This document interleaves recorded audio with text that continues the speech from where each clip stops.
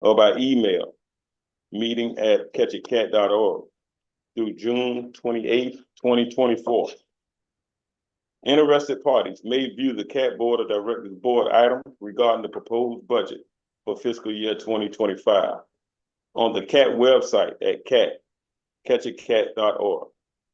Physical copies of the proposed budget are available for review at the CAT central offices. Individuals wishing to provide written comments during the hearing may post their comments using the option of Zoom chat box. The Board of Directors wish to hear comments from the public before a final decision on the adoption of the proposed budget this evening. So we thank you again for your attendance and engagement today. This time, we need to take a motion and a second to open the public hearing portion of this program. I'll make their motion. Second. Good afternoon, board.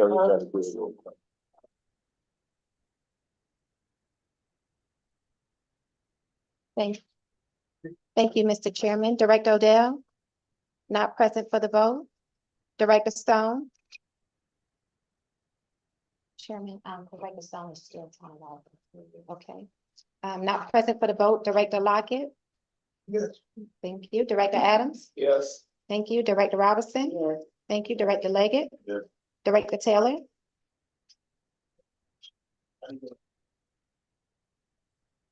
Director Taylor.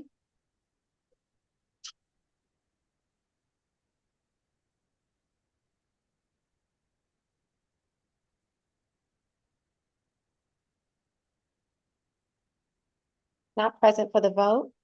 And Chairman Cody. Yes, Chairman, motion passed to open the public hearing. thank you. Now that we have opened the public hearing for fiscal year 2025, I'd like to recognize interim CEO Stephanie Cutter and interim CFO Gloria Roy to present the first reading of the proposed fiscal year 2025 operating and capital budget. Ms. Cutter. Thank you, Chairman Cody. Good afternoon, Board of Directors, to the public at large, colleagues, and our guests. I'm happy to present an overview of the FY25 operating budget and capital plan. This budget is inclusive of the priorities that have been set by the Board of Directors. Mr. Williams, can you read it, please? That is really focused on customer care, service reliability, implementation of the master transit plan, a well-defined program for EEO, DEI, salaries and wages, of course, employee benefits, staff training and development, internal compliance reviews, and policy reviews and updates.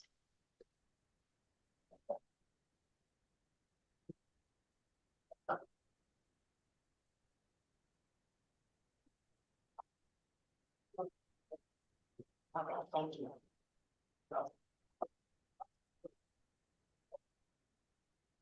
I'll continue as they get the presentation up on the screen.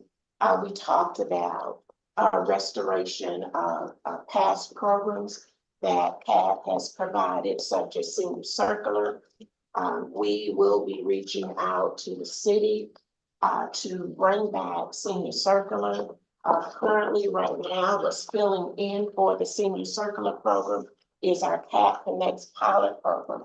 Our request to the city will be for an expanded service to include areas beyond downtown Savannah. We will be aggressively reaching out to secure and bring back our UPass program. And of course, we will be focusing on ridership growth, thus increasing their revenue. All of these partnerships and or services are critical to the FY25 budget, as what we are able to do is driven by the amount of revenue received. We will be in preparation for SPLOST 8, identifying capital projects to be a part of the referendum if Chatham County approves to move forward with a SPLOST 8 program.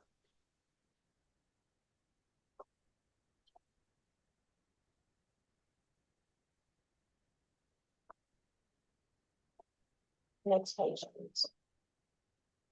Next page. Thank you. Our revenue for FY 24 came in higher than projected, primarily because of the increase in the tax digest. We are anticipating an increase of around $2 million. In addition to our service expansion, serving the area of Fort Wentworth. Of course, expenses increased because of the increase in insurance, estimated a little over $1 million. The areas listed shows the projected increase by category. The investment in our employees and benefits for employees totaled a little over $4 million. And of course, because of limited SPLOST 7 funding, we are stretched with local match funding to move forward with some of our capital projects, mainly bus replacement. An overview of the FY 25 proposed budget is as provided on the screen. Revenues totaling $37,058,045. Expenditures the same. The budget is balanced in compliance with state law. If you note, there has been changes based on concerns expressed by the board, allowing us to have a contingency of almost $1.6 million. Also to include a capital contribution of $1 million.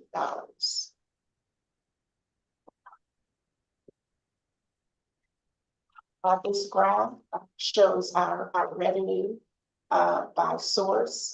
As you can see, the transit tax revenue is projected for FY 25 at a little over $16 million.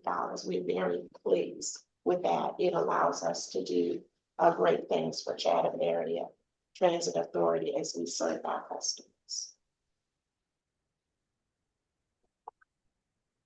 The graph displays our expenditures by category. It shows our contingency of nearly $1.6 million, the capital contributions, and our major areas of expense, general and administration, which includes our cost of insurance, maintenance, and our fixed route service delivery. It also shows our micro transit cost projections and our CAT Connects cost projections as well. Our capital plan, as the chairman highlighted, is budgeted at $21,751,724. These sources of revenue are outlined as listed on the screen. We have, as a part, not only monetary donations, but we have a land donation from the city of Savannah, valued at $6.2 million. Also, of course, our federal grants that we rely upon to support capital, preventive maintenance, and operations. Our planned capital projects are listed below. Some already underway: the paratransit maintenance facility, the ferry maintenance facility and dock, bus replacement, property acquisition, electric bus, hybrid ferry infrastructure, bus stop improvements, and our IT replacements. That concludes my presentation of the FY 25 operating and 5-year capital plan. Any questions at this time, please feel free to pose them. No, this is for the public, that's question. It's for the public, and if the board has any questions as well. I was trying to figure out the Cat Connect pilot program and the senior circular. So Cat Connect pilot program the same as that's money from our SMART grant. No, that's money from the Georgia Department of Transportation Transit Trust Fund Program. And also with a city buy-in also, right? City contribution go to that? also? Not to Cat Connect. That's totally funded by the GDOT Transit Trust Fund Program. The senior circular, which is not being reestablished as of yet, that was funded 100% by the city of Savannah.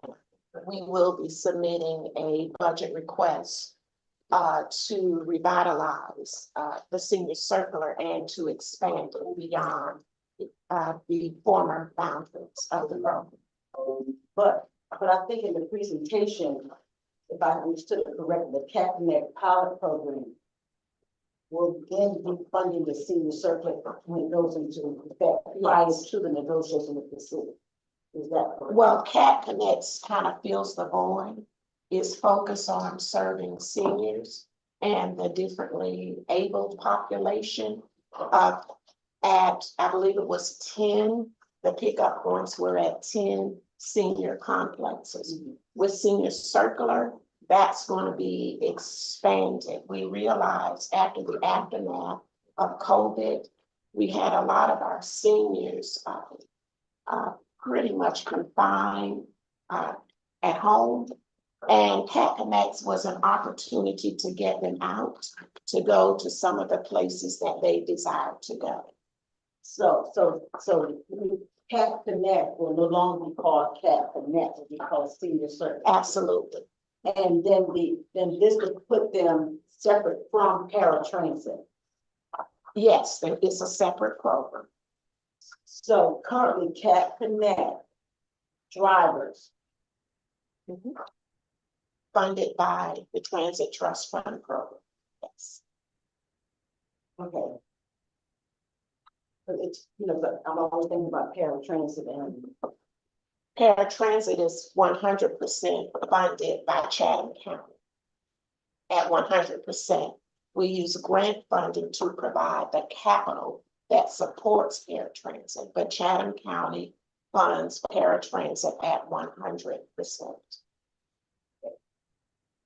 so when you put in the Senior Circle, you just change your name from Cat Connect back Yes. to Senior Circle. Yes, we Cat Connect was really an opportunity, as I said, to provide public transportation to seniors until we had discussions with the city to reinvigorate the Senior Circular program.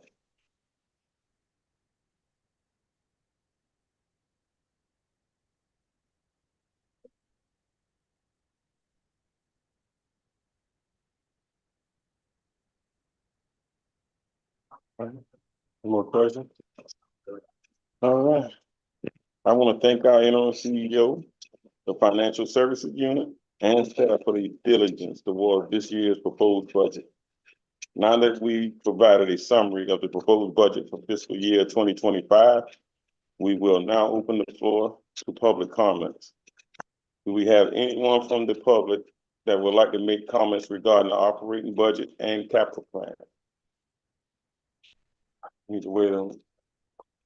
Don't have any? All right. With no further comments at this time, I'll accept the motion. Any second to close the public hearing? Chairman, I make a motion to close the hearing. Right. We do a roll call vote, shortly.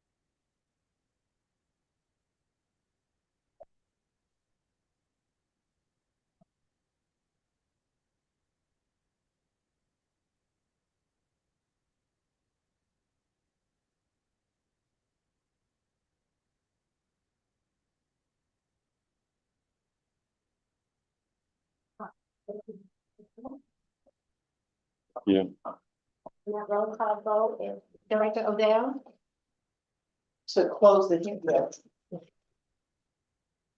Director Stone. Not present for the vote, Director Lockett. Not present for the vote, Director Adams, Yes. Director Robinson, Yes. Director Leggett, Yes. Director Taylor.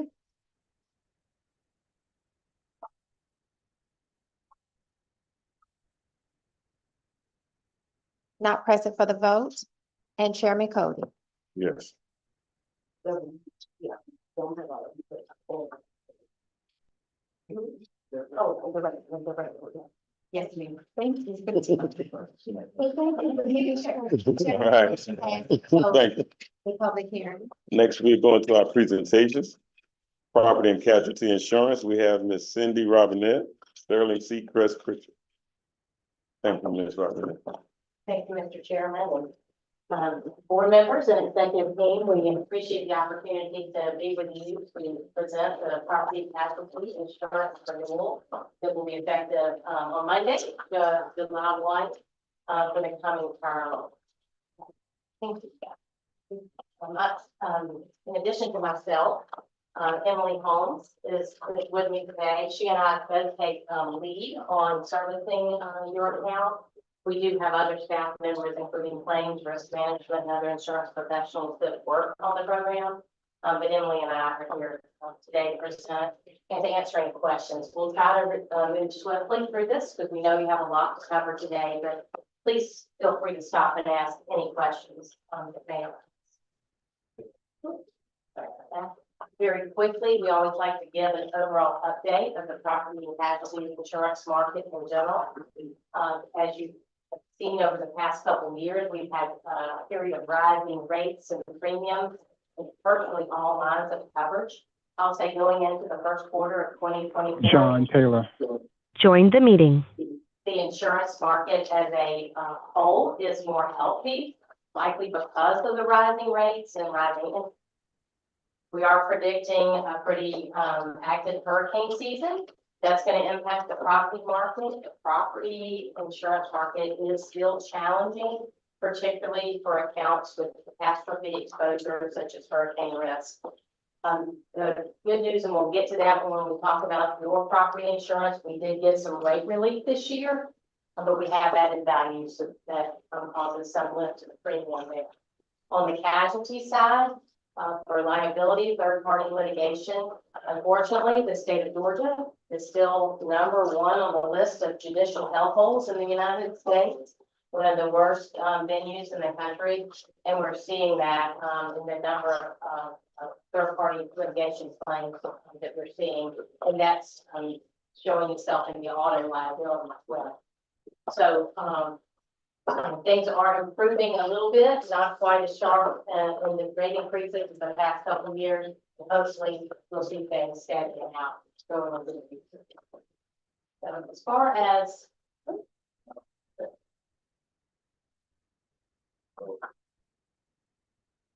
there we go. As far as the premium and the budget concerns for the insurance renewal, the property and equipment breakdown is on the first line. There are 4 different columns. The left column is numbered for the expiring program premiums, and then the second column are the renewal.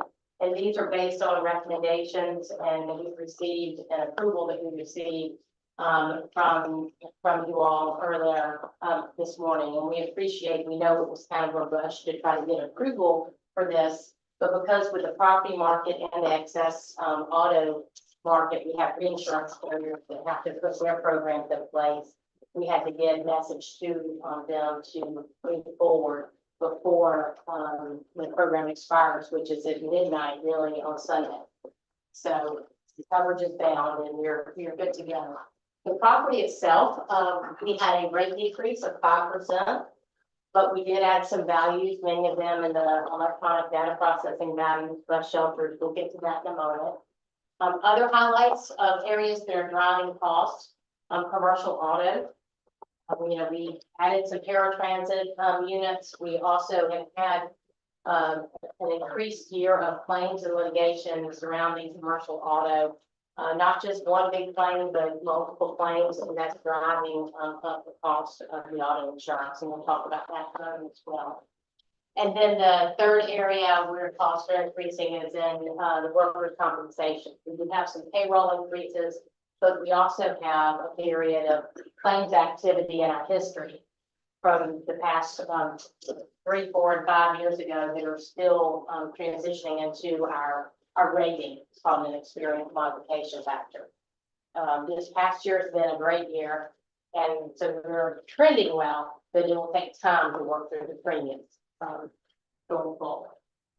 And then there are a couple of other columns you'll see here, renewal options. We did quote higher deductibles under the auto and the workers' compensation, but based on the projected losses within those deductibles, there was not a significant savings opportunity, but there was some volatility surrounding those deductible options. So we're focusing on that column 2 as being the renewal premium for the coming year. John Taylor. Join the meeting. We're not going. Oh, thank you. Did I skip one? Yeah. Okay, this chart shows the property insurance, building contents, equipment values, and all the different types of property that you all had. Last year, total values were around 22 million. This year, 32 million. And I don't know if you can see the bold, but the bus shelters increased from 1.2 million to 3.7 million. And then the electronic data processing testing equipment values increased from just under 3 million to 10.5 million. And that's all the camera equipment, the charging stations, etc. So we did, yes, ma'am. Why did the bus shelters go up so much? Yeah, they did an audit of the bus shelters because they had not been changed in a number of years. So we worked with Sam and his team to go through and count the number of bus shelters and the values. And over the past couple of years, those were undercounted, if you will. So it's not going to be necessarily added, but we got an accurate count of the bus shelters. Well, so we were $200,000 short. We were several $1 million short on the bus shelters. Now, keeping in mind, it would take a big storm to come and take out all of them. Right.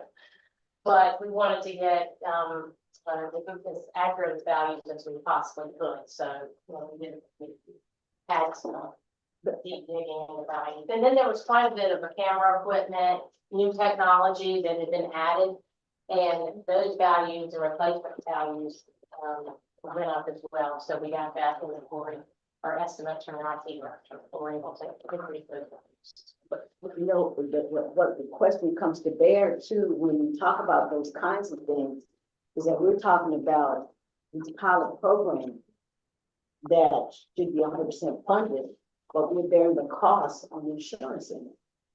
But that's another expense that's coming back. Yeah.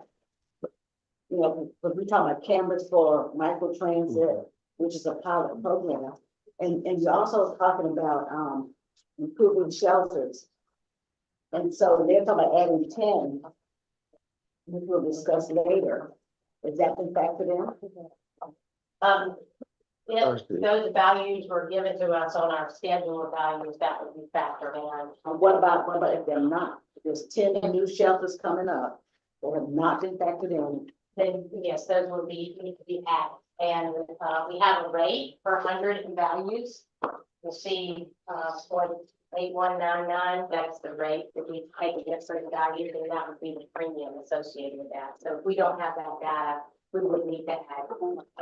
Are you speaking of the service expansion, One that has us to vote on today, the 10. related to the point where we're expanding shelters? Yeah, which I have an issue with that as well, but yeah. But that's- Okay, now, that was before me, so I'm trying to gain clarity on. No, I was asking, no, she said that y'all did, we did an inventory of shelters. Join the meeting. That's where the amount came from, the additional 2. From 10, Cindy? No. It's 151 now. So last year, we only did 1,200,000. So it increased to 3775. On the property value. Right. The data, obviously submitted last year was obsolete. Right. And when they went and did an actual count, and we do have additional shelters in newly expanded areas and perhaps additional shelters along the route. So when the actual count occurred, then the insurance company had to place a new value as to what it would cost to replace Right. the entire. We understood that part, But what she's talking about something else. What I'm asking is when planning or whoever did the inventory for the shelter, Yes. was the 10 that we're proposing for what was included? Yes, so Sure. well, this number, this 151, does include the 6 existing shelters that were installed with the expansion. The item that's on your agenda, there's a few more shelters that we, for the contract, need to be installed. So this will cover those shelters, plus give us some spare shelters. In case one is damaged, we have some shelters that are left over that can be replaced, a damaged shelter. Okay, What? Let me ask my question. That made it worse. Yeah, yeah. I get the point, and when we write grants, we always have to make sure that we include overhead. Because overhead will cover additional cost of insurance.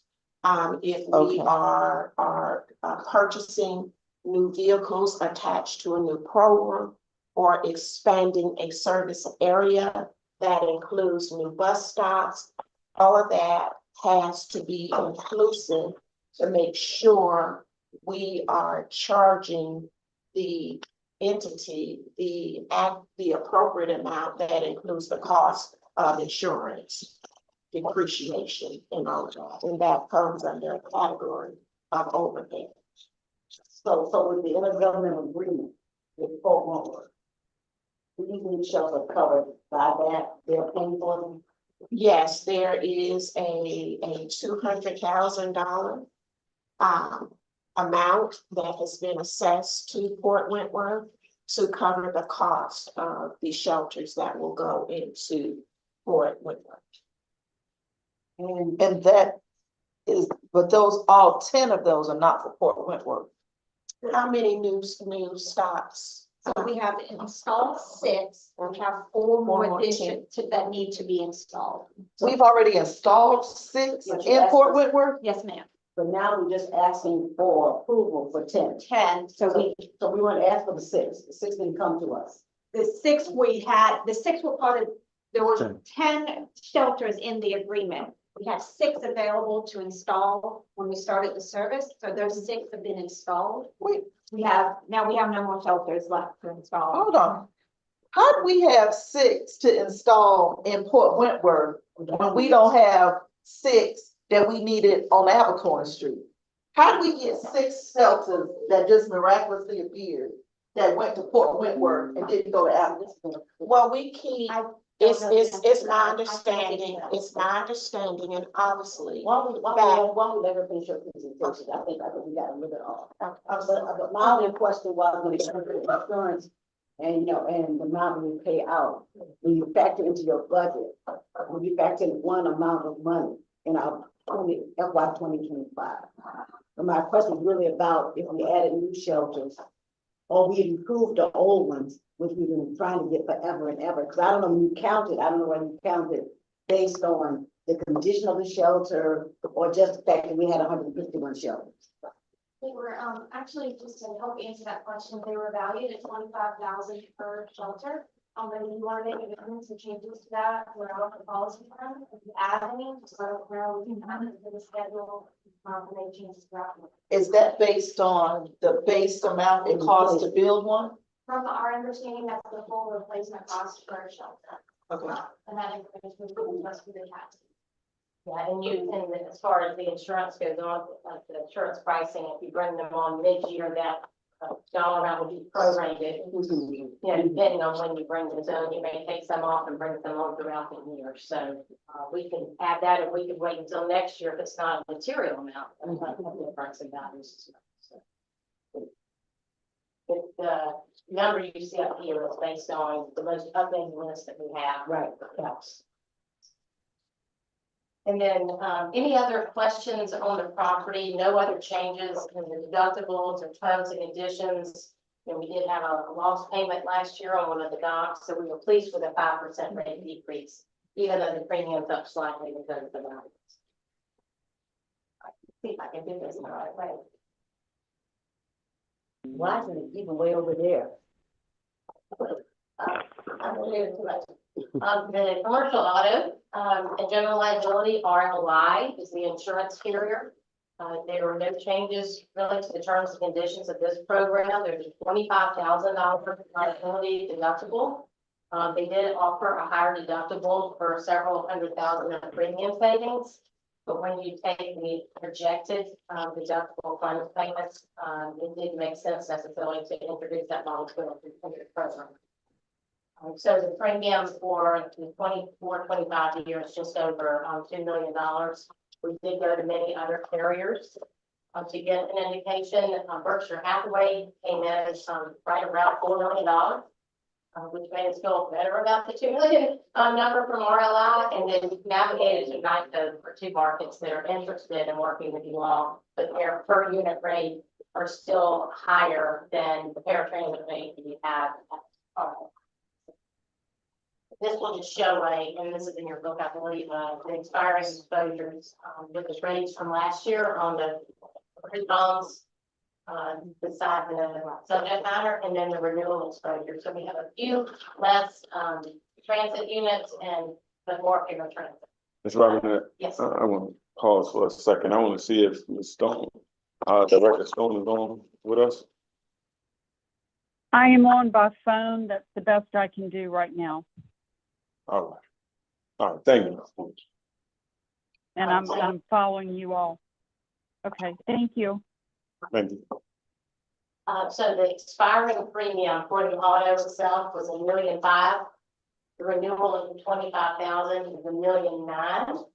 The option with deductible was $1.7 million, so which saved a couple $100,000. Again, this is all driven by losses, and we'll show some of that loss activity coming up in the claims trends here. At the very top are the total reserved loss amounts. Would include amounts that are being reserved for claims that are still in litigation. But at the end of this year, we're at $90.4 million in losses on the auto side. And for the last 3 years, we've been at roughly 600,000 to $1.4 million. And that's just, we're getting hit. Anytime there's an auto accident, Pat's getting sued by a third party and the attorneys in town. So that's not just one big claim, it's a slew of different claims. So I know that Pat is investing significantly in risk management, training. We've got a number of other tools that the organization is looking to put in place to help control some of those auto losses. But we have seen those trends going up, and that's what's driving the premium. I think what we're looking at as a handout is not the same as your slide. No, it may not be. It should be in there. Yeah. Because that is our full length proposal. I kind of summarized it a little bit here. Yeah, because we had 2, 3 of these were highlighted in yellow. And I was wondering what the, I'm trying to follow. Yeah, the chart Yeah, I'm here. right here. Yeah. That's it. That's So what I this is a thought. little bit different, but yeah, but same. Okay. And what's those highlighted in yellow? Just the significant increase in the total number of claims, over the past number of years. And then the same for the total incurred cost of all of those claims. Yeah, I think we were just showing the highlights on the commercial auto of the frequency, the number of claims. You probably just said that, Emily. Thank you. And then the last 3 or 4 years, how the claims costs have just gone up, over the last 3 or 4 years. which is, the basis for the rate increase. And you all are not alone. We're seeing that across the industry, unfortunately. And then the exhibits to right is the total reserve and claim cost we're seeing. Next up is workers' compensation. Workers' compensation, you have a very small deductible, $2,500. The premium is just over $1.1 million. The pricing and workers' comp and the increase is also driven by claims experience, and you'll see particularly in the 21 and 22 year an increase in claims costs. This past year, 23 to date has been significantly better. There've been a number of controls put in place managing those claims very closely, as well as accommodating return to work, modified duty positions. So we are seeing that trend really improving. Unfortunately, the way workers' comp works is the NCCI, which is the National Council of Compensation Insurers, applies an experience modification factor that is based on not your current year, but the prior 3 years. And that carries over. So it's going to be a couple of years before those 21 and 22 losses fall off. But if we keep the current trajectory and claims are being managed very well at the present, then those prices will go down over time. Public officials liability, employment practices liability, no changes in that program, no changes in the deductible, etc. And the premium was a slight 6% increase. That's largely based on changes and increases in revenue and growth, but the rate was much less than the revenue growth.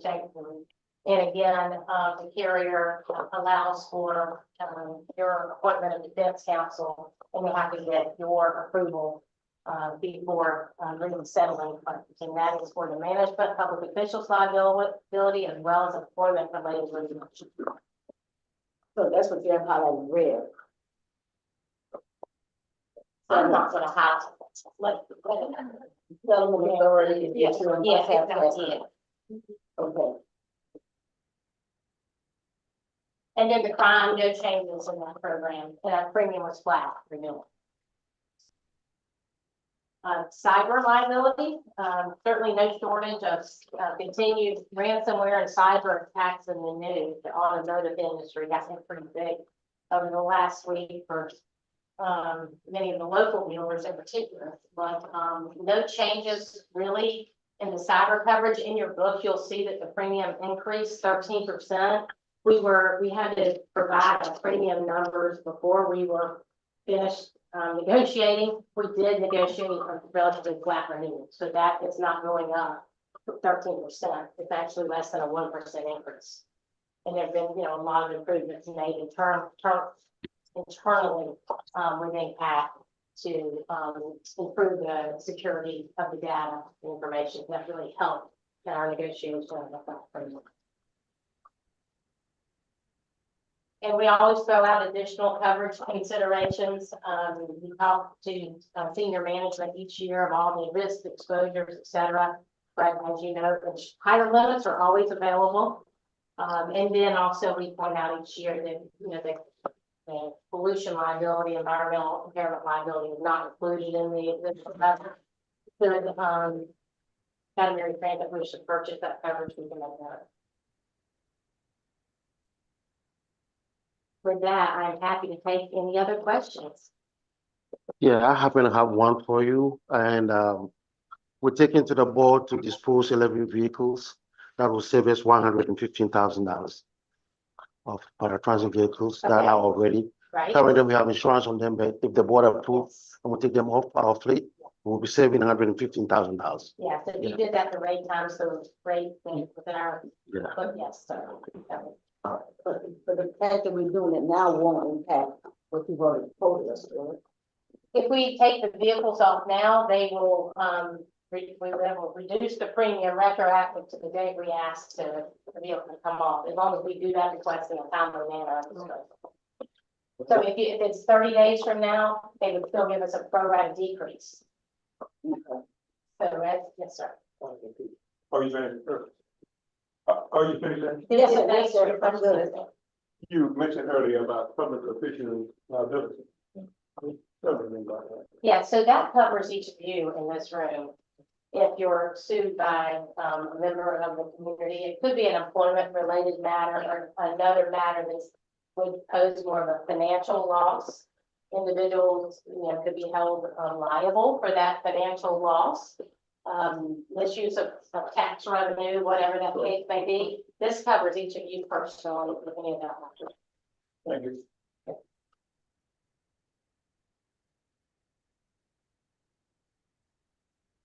If there are other questions that come up at any time, please don't hesitate to reach out to us. We are happy to help answer those questions. We very much appreciate the relationship and the partnership we have with Chatham Ray Transit, and look forward to continuing to work with you in the coming year. Thank you. Thank you, Ms. London. Next. Our next presentation, ETU Local 1324 Leadership Update. We'd like to welcome our president, Union President, LaTonya Flint.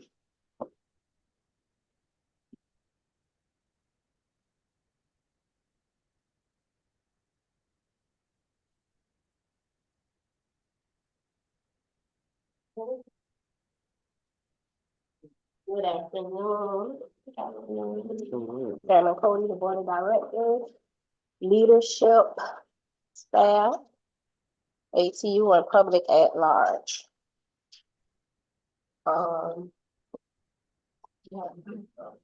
Okay. Today, our slideshow is dealing with my president's training. From June 9th to 13th, I attended International President's Training in Washington, D.C. We have this training every year by International. It affords us, it's a 4-minute training, and it affords all of the presidents all over the United States to network and speak on a federal level with lawmakers for money and things that's needed. Thank you. Close up. This is our international president. He works with Biden. This is Mr. Ossoff. He was one of the ones that we did networking with. Here, but I'm a little bit lost. Are we talking about this? No, not yet. Oh, okay. This is just letting you know some of the training. These are 170 presidents that represent ATU all over the United States. This is Mr. Hank Johnson. I had the pleasure of introducing him and speaking on his behalf internationally. That's when I introduced him. We dealt with Councilman Jones and a few more. Mississippi, different presidents we even did. That's a lot of councilmen and senators.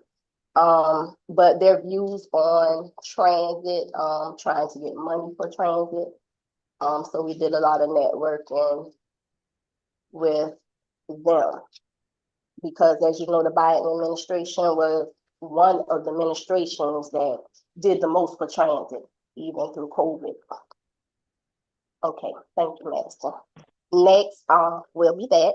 I want to speak to you all about the National Transit Workforce Conference. This will be for policyholders. I want to introduce and share a conference and program that FTA established through the Transit Workforce Center with the board. It's 2 documents. One is information regarding the conference, which FTA provides funding assistance that can be used to cover the cost of the training. So this is not out of pocket. FTA does provide funding. This is for, it covers the cost of the training, travel, and this is for policymakers and laborers. The second document is the FTA National Labor Workforce Development Strategic Plan for 2023 to 2028. I've asked Ms. Dumas. Okay, thank you. FTA has worked hard along with today's labor supporters, transit advocates, and policymakers to place resources where they should be to support the frontline workers in the transit field and industry. I ask that you please review this strategic plan. The board of directors need to be informed of transit activities, trends, and policies that are being implemented at the national level. A few things I want to highlight where FTA has set priorities around are worker safety and health, workforce investment, recruitment and outreach, retention, skills development and career advancement, and workforce metrics. These are important goals for the board to measure the agency on. How how will the board ensure these measures are in place and being tracked? How does the employer measure workforce investment, retention, skills development, and career advancement opportunities? This is just to get us thinking for future planning and goals. But the time is now. These are national goals that the transit leaders are taking part in. I believe this conference is good opportunity for our board, management, and the union to be at the table, to see how others are setting performance goals within their agency and to ensure real data that shows the FTA that this authority stands and understands the work and value that frontline employees carry and the importance of having solid relationships between your union and your frontline workers. We are essential. This union body are essential. That was realized before in COVID times, but even more doing so that the union respects the board's leadership and authority and wants to see the board's success, which brings success to the organization and to the laborers. The union believes we should share opportunities to learn from each other and share relevant views. There should never be a title too big where we feel that someone is not worthy enough to be heard or for us to think that we know. So I want to thank the chairman of this board and the board of directors for your time today on this matter. And before I stop, I would like to share just a short clip on what they do at the conference. Madison, this is a recap. And the conference is every 2 years.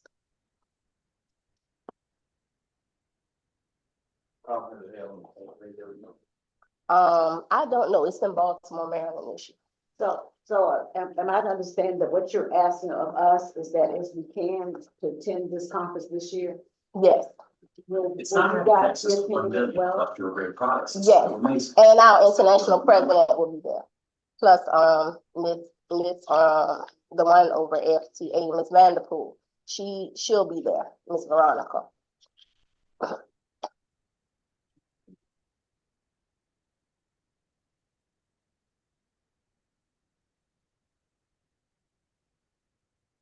What is the date on that? I think It is November 11th through the 13th. CEO is down for first-line trainers and supervisors. It's a very exciting group of people, and I think people are really engaged in very real discussions.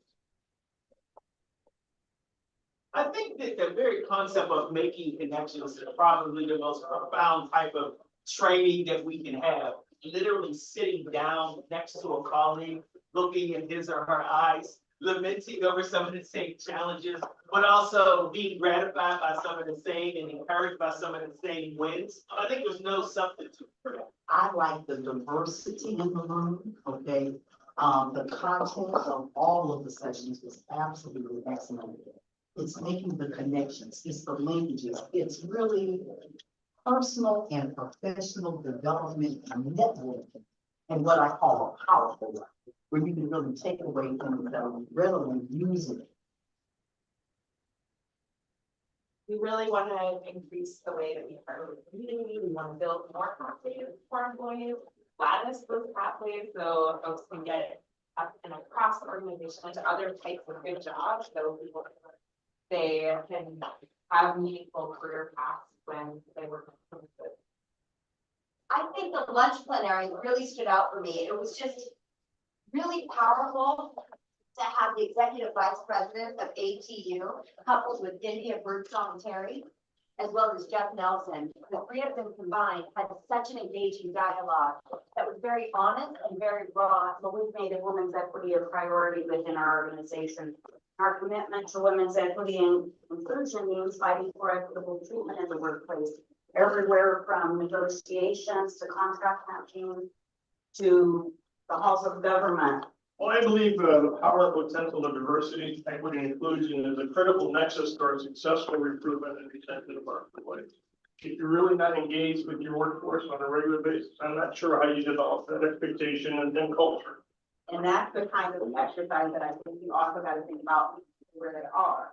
Understand where their trust issue lies and break that down so that you can actually get to that more personal. So that's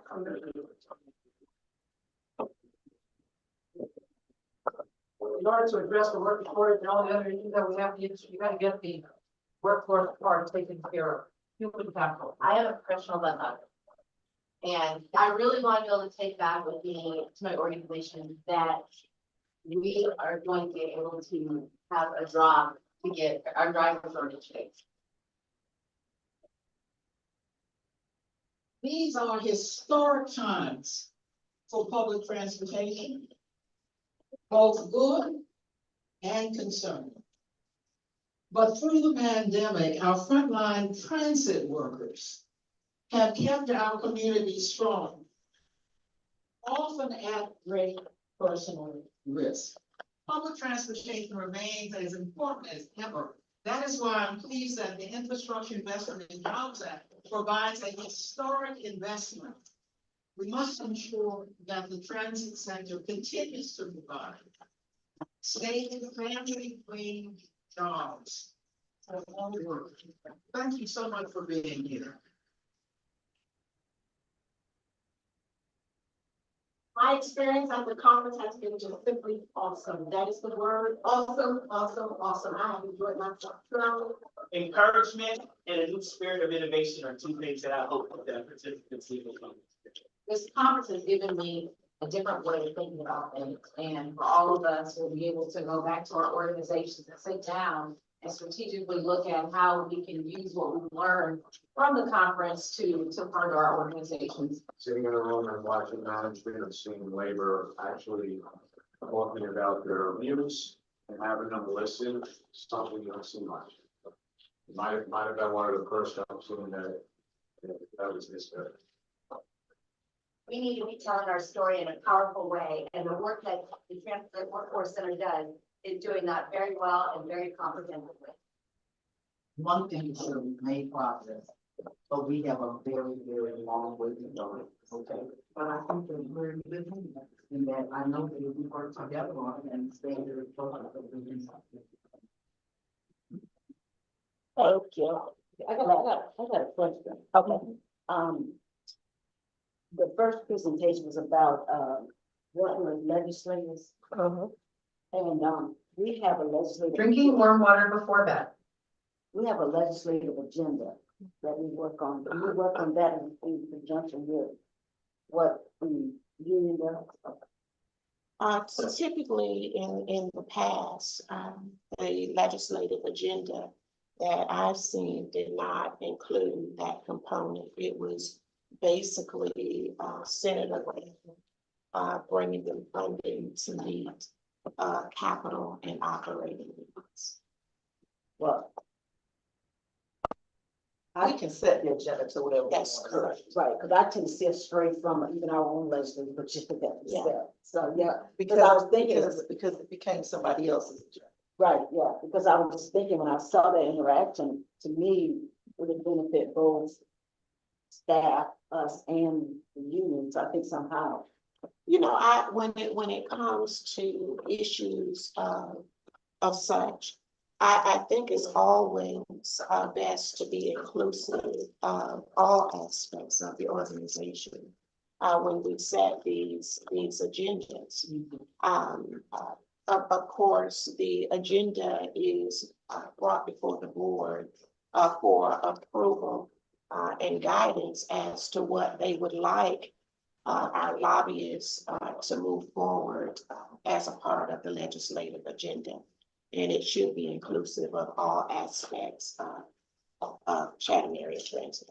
Yeah, but even having said that, even when we vote on these things, you know, we don't get the kind of feedback once we vote on it that says, this is what we said, this is what's happened in that area. So even we didn't in that. I think the idea of working together, when I saw that, is definitely a plus for everybody. I think we have an interim CEO that will allow us to participate. Yeah, now. We got a lot of opportunities. There's lots of things that are not hidden under the shelter of day-to-day operations that we should be able to participate in. Like that. We miss a lot. We miss a lot. As one of the priorities indicated, better communications is top priority. And as this information does have the grant that affords, you all, so it has all the information on this page. And, you can also go online and you can call if you want information. Everything is online. Thank goodness. Thank you. Okay. The next thing for the union, we had, grievance on paratransit budget. This was when the previous CEO was there, the interim was not the CEO then. Because it was asked for paratransit to get $17. The union did not come to the table or did not know anything about this until after. We did have a meeting with Ms. Cutter, who was informed by Dr. Manning that he spoke with the union and this was okay. But he did not speak with the union because we are the union. So we were not in agreement with that. So that is one big, big grievance that is going on right now. Also, I did not attend the budget meeting, but I actually went back online and looked at it, and I saw a few things that was disturbing because the union name was called a lot, but we were not here. One was that the union gets an automatic 5% raise.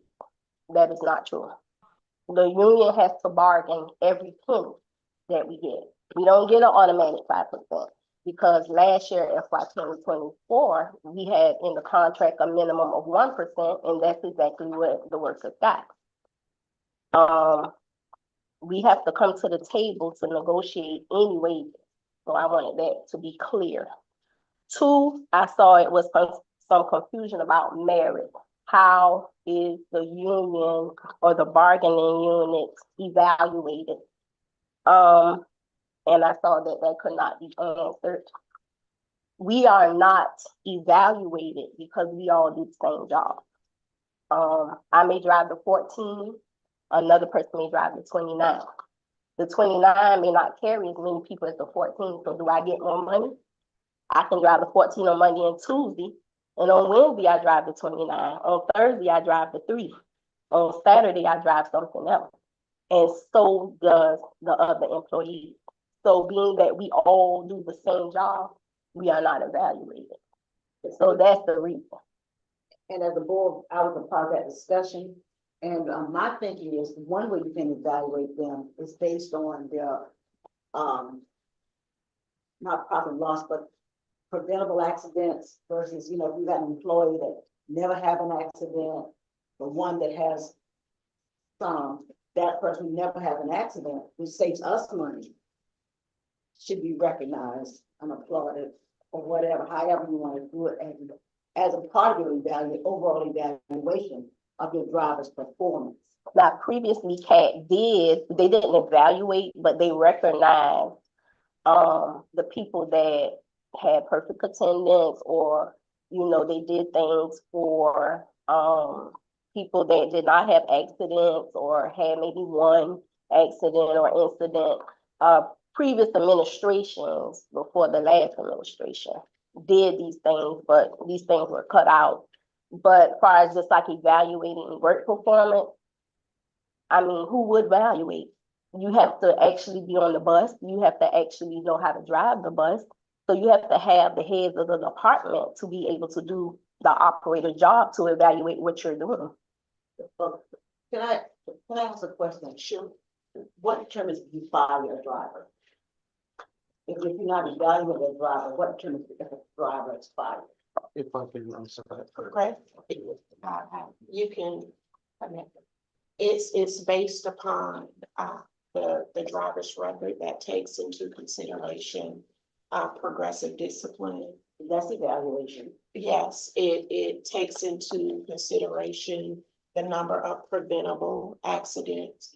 And the CBA, has language in it that governs the disciplinary process as it relates to drivers. And we must remain compliant with that as a signed contractual document. So that to you would be some type of evaluation, because you have to have a meeting. You can't just fire somebody. That's correct.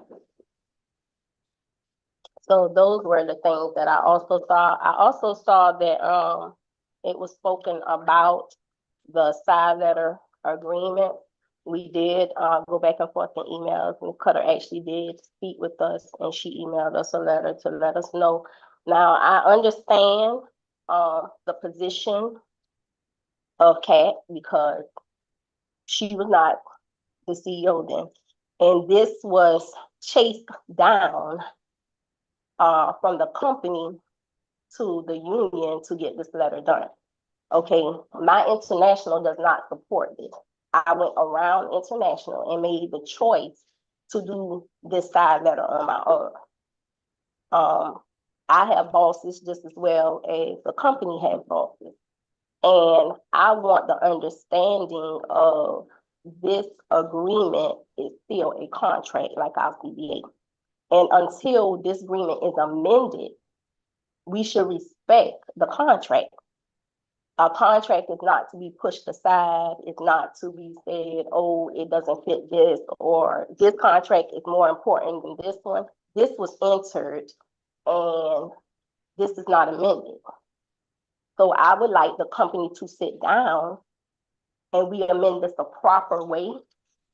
And I don't want the company going around the union anymore when it comes to a contract, because even Andrew, who may be on here, maybe not, he can let you know the consequences of this side letter and where it can go. And I noticed that it's taken lightly as, oh, they'll arbitrate it. Yeah, but arbitrated, it will have to go back to the side letter because it's a contract. So the arbitrator is going to go on this contract and not what nobody else wants. So I do want the respect of the operators, because this is a big decision that was made without the union, and we entered this contract. John Hancock is on here, just as well as Joaquin, just as well as Mr. Mossmo, just as well as Dr. Mann.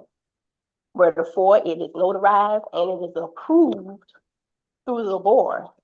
Now, the problem I have is in the board report on the issue, it says the members of the executive team, including the CEO from Dr. Manning's agenda, I guess, on 26. The COO and CFO met with the members of ATU, the president, vice, our ATU officer, Mr. Lyon, and our international vice president, to discuss merging Cat Connect, Microtransit, and Paratransit on demand.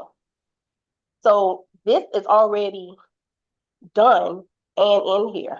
I don't understand how we're oblivious to nobody not knowing what's going on. Why did not nobody come to the board and say, we can't do this when Mr. Mossmo was here? And that's the problem I have.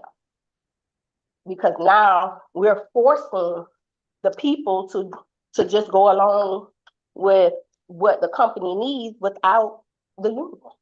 It's like, just forget what the union is saying. This is a contract, just like the CBA, just like we have to abide by this, we have to abide by any side letter until it is amended. So I'm lost on this situation with this. And it has caused an uproar in paratransit. We are already short. We have over 11 people going in paratransit, 4 or 5 out. So we moved the people, which is understandable. Just like I said, I understand the situation where the county pays 100%. But the problem I have is when a contract is disregarded. That's the problem I have. what we're gonna have to do is, we're gonna have to revisit this at another date.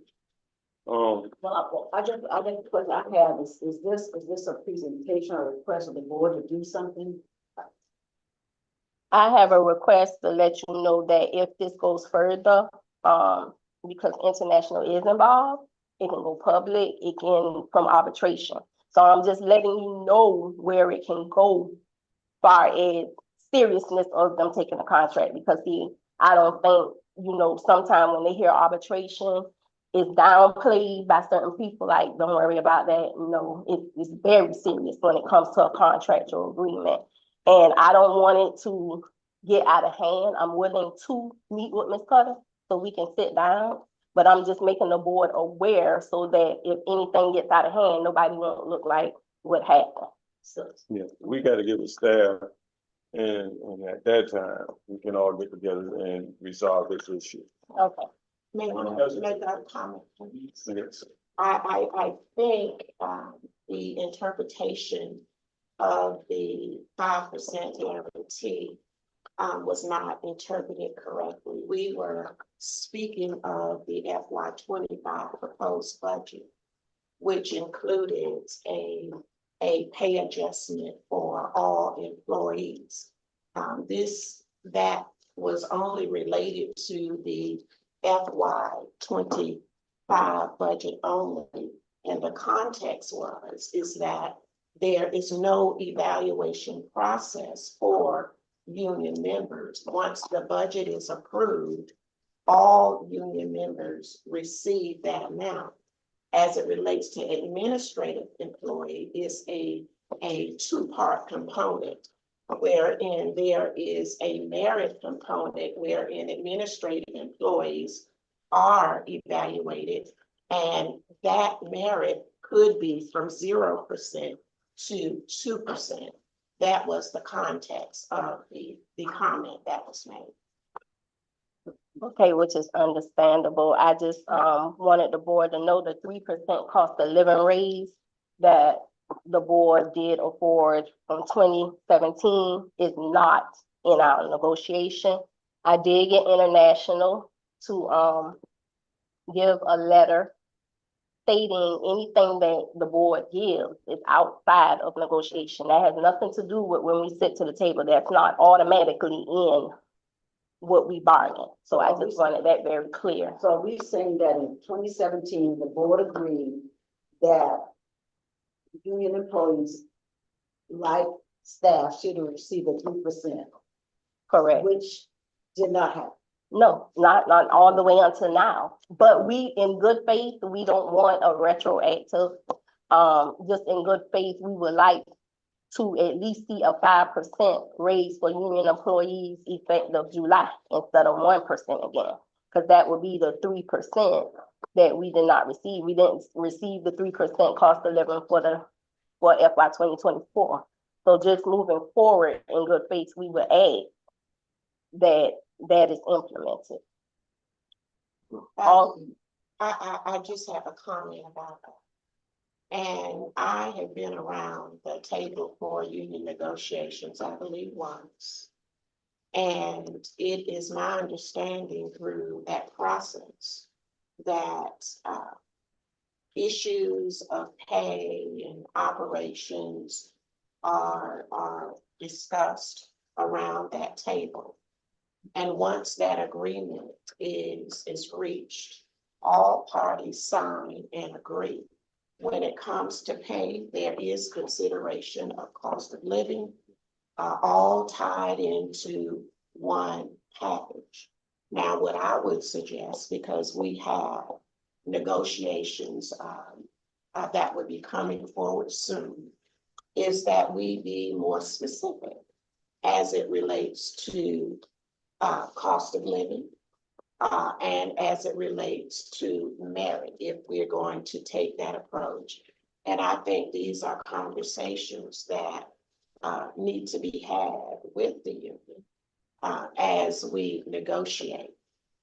But my understanding is once that CBA is signed and agreed upon, it is implemented in accordance to what is documented in that agreement.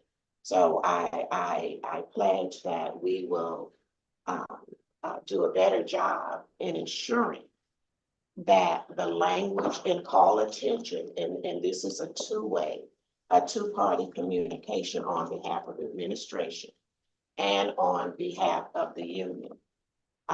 That if we want to line item cost of living, if we want to line item merit, and the really, to me, the frightening part, because when a contract is signed, Ms. Swinton is absolutely right. It is a contract. And typically the union agreements have been over a 3-year period. And it's really difficult to know what that cost of living is going to be 3 years down the road, and to ensure that it's equitable for both union and administrative employees. So we're going to have to really take a good look at the language that we use as a part of the contractual agreement to make sure that the agency as a whole takes good care of all employees. Can I make 2 points? And one is again about, we say a lot about equity. But equity is not necessarily just numbers. Equity can also be about what I do. What I do. If I'm a police officer and someone is a clerk in the office, and my life is on the line, I should be given more pay. That's the part. Because of what I do. So when we talk about equity when it comes to CAT, and this is just me, because I'm about drivers and the equity.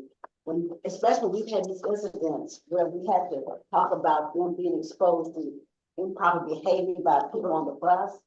You see what I'm saying? You follow me? Sure. So what I'm saying, just to say that everybody should get 3% because it's 3%. My little bread costs the same, I agree. But if we're gonna talk about equity, then we need to make sure we talk about equity in the sense that means that if I'm doing a job that is more risky than your job, then I should be given some kind of consideration. That's equity. My other point I wanted to make was that I heard 2 different things. I heard Mrs. Swinton say that whatever the board approves, the board can approve something for the union outside of negotiation. Am I correct? That's correct. But I heard Ms. Cutter say everything has to be done at the table. That is not correct. And Excuse me. Yeah. What I'm saying, just as Ms. Swinton said, Right. this CBA I got that. Right. can be amended only via side agreement.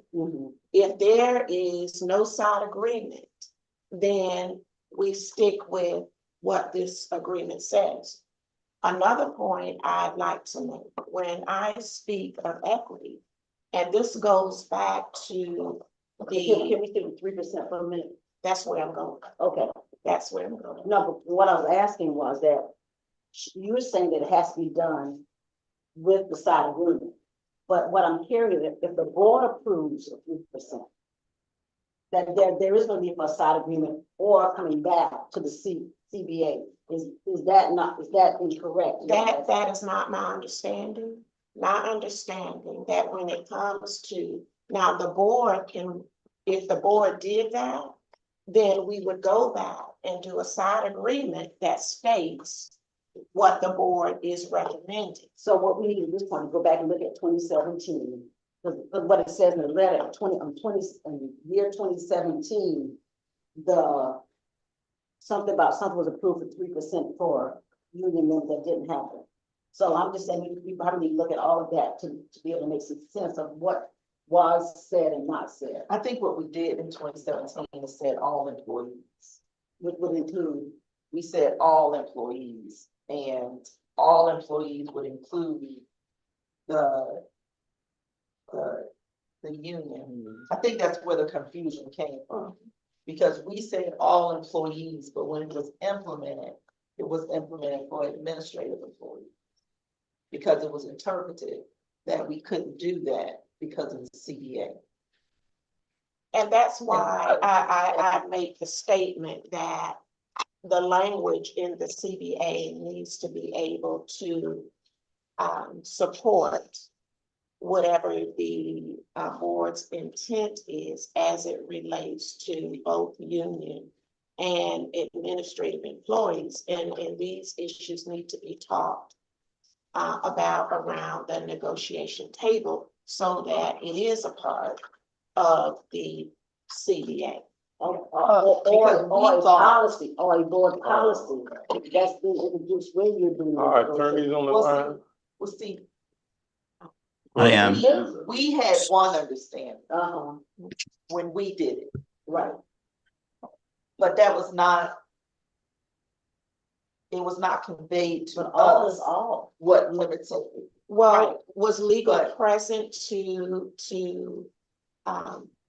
share feedback They as it were- relates Yeah. to? They were here, they just didn't tell us that we couldn't say all, and we said all. Yeah. Because we were under the impression, when we first brought the cost of living to the board, we brought it for the frontline employees. And we said, to make it fair, let's include admin. So when we first brought it, it was all about, it was just about the drivers. And then we said, well, you know, they are here too, we need to be fair. And so we included admin, and then that's when we said all. But it was, nobody ever explained to us later that all didn't mean all. And for the CBA, because this is always brought up, we do negotiate, but then it was never afforded to us to know that y'all even brought it to the table for us intent. Right. So being that we didn't know, we could not negotiate something that was kept from us. We did not know. So management sat to the table, they should have said, on top of this, the board has awarded a 3% cost of living raise, but they did not. And I think it goes back to what you said earlier, we're at a place now where we can start making this communication more clearer. It means that the board, we got to do a better job of policies, you know, things like that, so. And we have staff who's saying that they want to communicate with us, and we want to communicate with them. Yeah. And I think that we're just gonna have a different line of communication now, that we didn't have before. Okay, and the last thing, 2 things I have is, the union is asking the chairman again, about organizing the security and call center ticket window and park clerk. This has been going on over a year. We are asking that the board go into a vote at least next month. They have been asking me back and forth about this. I told them I will bring it to this meeting today. And the last thing the union has is the workforce development plan that Mr. Gibson came. We would like the interim and the COO to consider this program because it does not cost the company anything. It is paid for. It actually puts money back into the company's pocket. And it's good on retention and getting employees, and that's something that CAT really needs. But that was the guy that came with the presentation. Yes. We've done nothing with that? No, not yet. Okay. But you know, we're in a transition, so that's why I'm asking, because I don't know if Ms. Cutter actually knew about it. Dr. Manning, he does, so I'm asking that he does get with her to get the program started. Ms. Cutter was here with the presentation. No, I think, yeah, she wasn't here, but But it to was get a great this program. presentation. And I just think that we talk about building better relationships, we gotta take this pretty seriously. Even if it's something that we can't do, you at least look at it and give them some feedback. I can watch the board meeting. Yeah, it talked about helping y'all with recruitment. And also mentorship, yes. What day? Mentor. Yeah, it was a lot. Oh, yeah, it helps with childcare. May 20. Okay, thank you. Okay, so this concludes my presentation for ATU. If there are any questions, I will take them now. Okay, if not, thank you. Thank you, Mr. Man. I think this is what we've been striving for with this transparency that we always promote. So we will work towards this goal. Next, we have our consent items. Do we have any board members that want I do. to? Yes. Mr. Andrew, were you trying to speak? I know you were on mute. I can barely hear you, Beverly. We can hear you loud. Microphone. Were you trying to speak, Ms. Andrew? I know you were on mute. No, I'm good now. I'll stay the way I am until circumstances cause me to mute myself. And I just want to tell you, I apologize for not turning on video. I'm not that pretty to look at when I'm healthy, and it's even worse now. So I'm staying off of video, and I was muted because I'm at home, and my son and my wife both have COVID, and so my house is kind of loud. But I'll be speaking a good bit during executive session. Okay, thank you, Ms. Andrew. And Okay. the way our new setup is, we're not showing anyone's video, so thank you. Okay.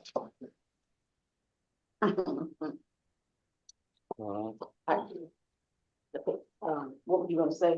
If any board members had any questions, do you want to remove anything from the consent item? I don't know that I want to remove or not, but I'm looking at item number 8, number 11, and number 13 for me. I want to talk about 11. I got 8, 11, and 13 for me. Go with 8 first. I mean, because 8 says, request board approval. Are we in order by Robert rule? Are we in order? I think we're not. Well, if we want to remove that, but it's not. Okay, do we have to remove it for discussion? Well. Right, because if you approve it, then it goes through, right? Let's just remove them. We can just remove those. Let's remove them. Everything except. Yeah, I've got, Remove 8 and 11. 13, yeah. Take a vote. Yeah. Do we have- that's just, nobody else has anything? Director, Say I had 11. the number 11.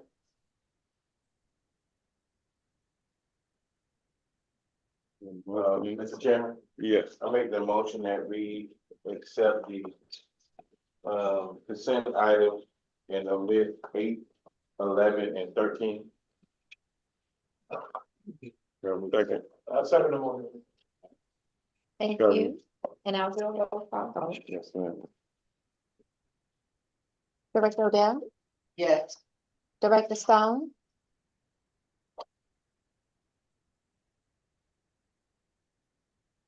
Director Stone. Not present for the vote. Director Lockett, Yes.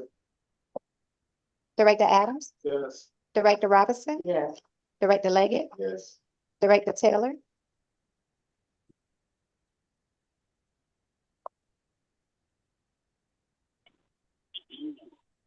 Yes.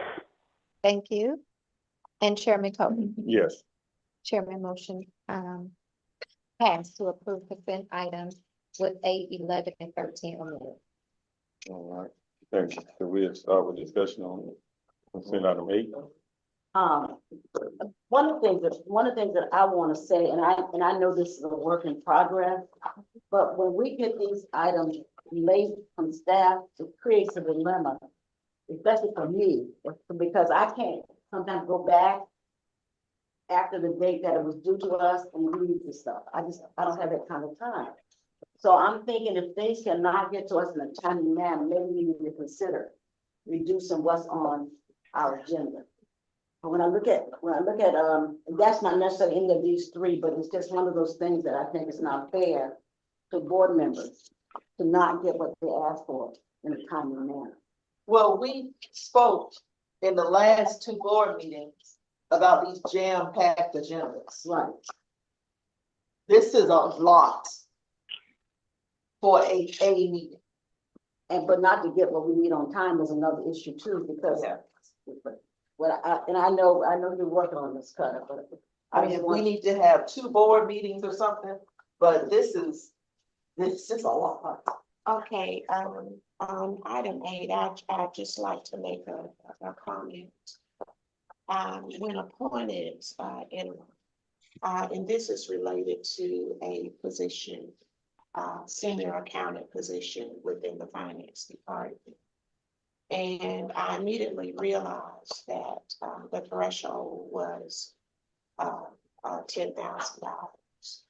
And with this temporary help that we have to have in preparation for the FY24 audit, we would need these services. And the current bill rate would have exceeded that $10,000 limit. So I wanted to ensure that we were decent and in order and bring it back to the board, making them aware that this really was a needed procurement, and waiting to the next board meeting would have taken me over that list. So that's the only reason why that's now. I agree, and we've had this conversation with our staff about overload of the agenda. And we are going to be doing more in workshop to help avoid the overload. Breaking it down, giving the board an opportunity to ask questions, and when you get the full packet, it's just for information for you to read at your leisure if you wanted to go back and refer to something that was discussed in workshop. We clearly hear you and will be managing the agenda items much better. Is okay if they're simple action items, but if there are action items with a lot of detail, I wouldn't even expect you all to read all of that and be prepared for board meeting if it's not given to you in advance for the study. Now, I think I did a proposal of how we can,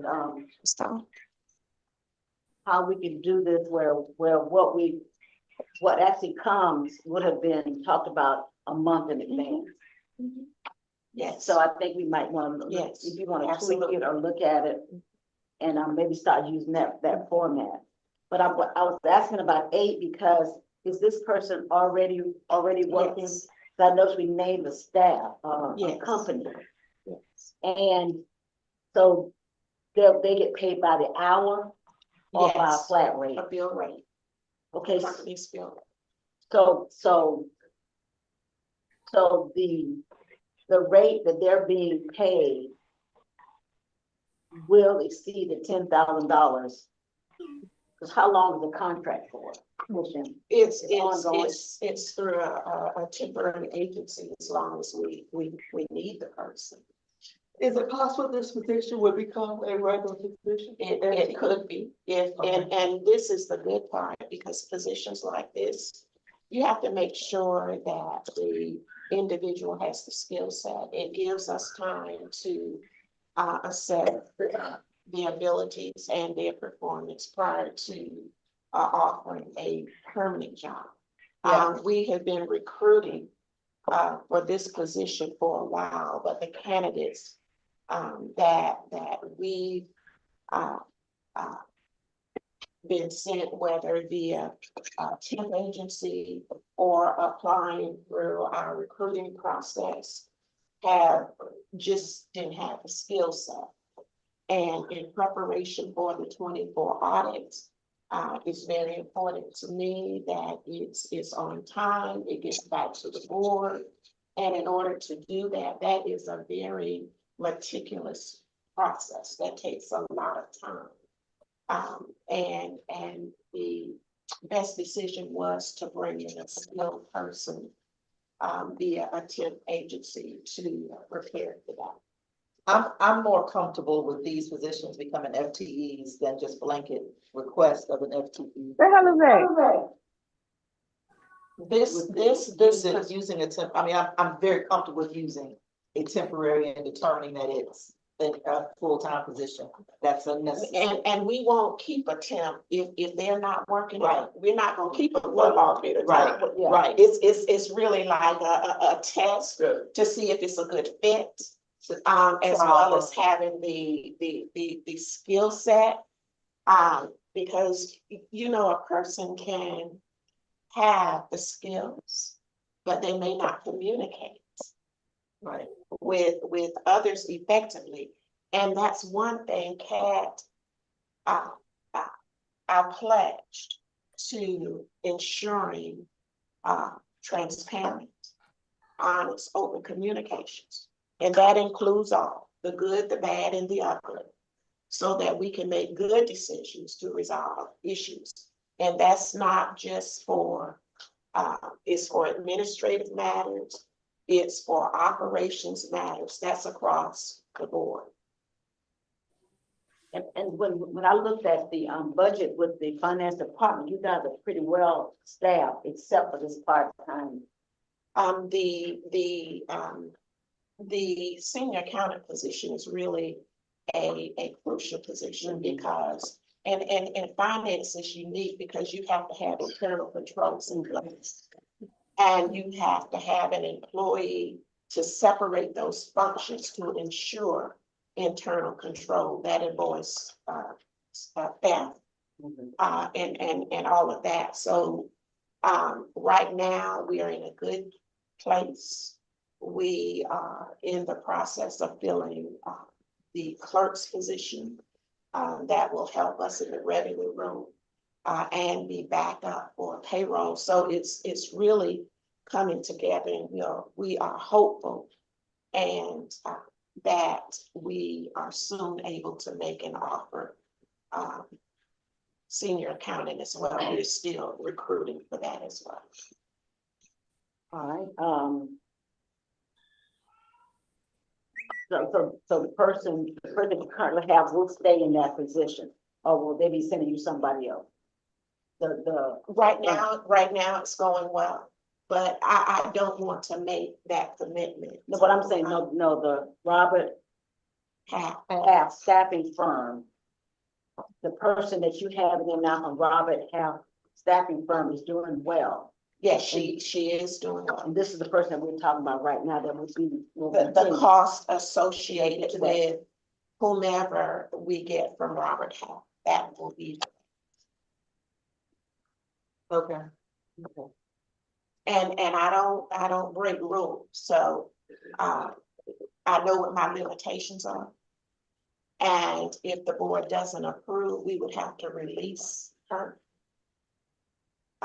And start all over again. Yeah, if she wasn't working out. If she wasn't working out, you've already said that. That's correct. No, I'm okay with that. I just need to more explanation for exactly what that was and how we're gonna use that. And there's always, it appears to be a possibility if we don't get the senior position filled, that you may be coming back to us again to extend it. Yes, absolutely. I just think we are asking for, it really doesn't take long for you to be able to determine if someone is a good fit with the knowledge and expertise. Yeah. And we definitely won't drag it out. And number 11. What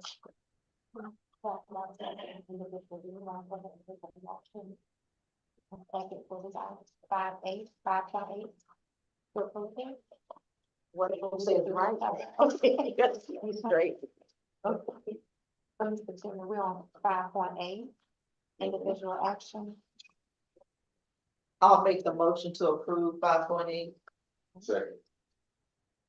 Thank No you. roll call. Yes, Mr. Chairman. Thanks. Director Odell, Yes. Director Stone. Director Stone is on. She I know. says, Sure. she I'm trying said to, she got cut off audio. okay, I'm trying to identify.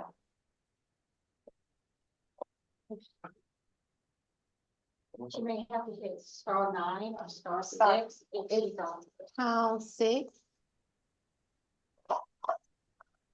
Director Stone, Yes. okay, can you speak again? Yes. Okay. Okay. Thank you.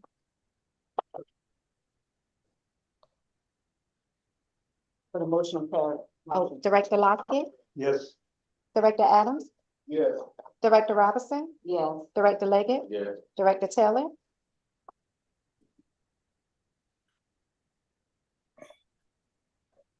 Director Taylor, Yes. okay, thank you. And Chairman Cody. Yes. Chairman, motion passed to approve item 5.8.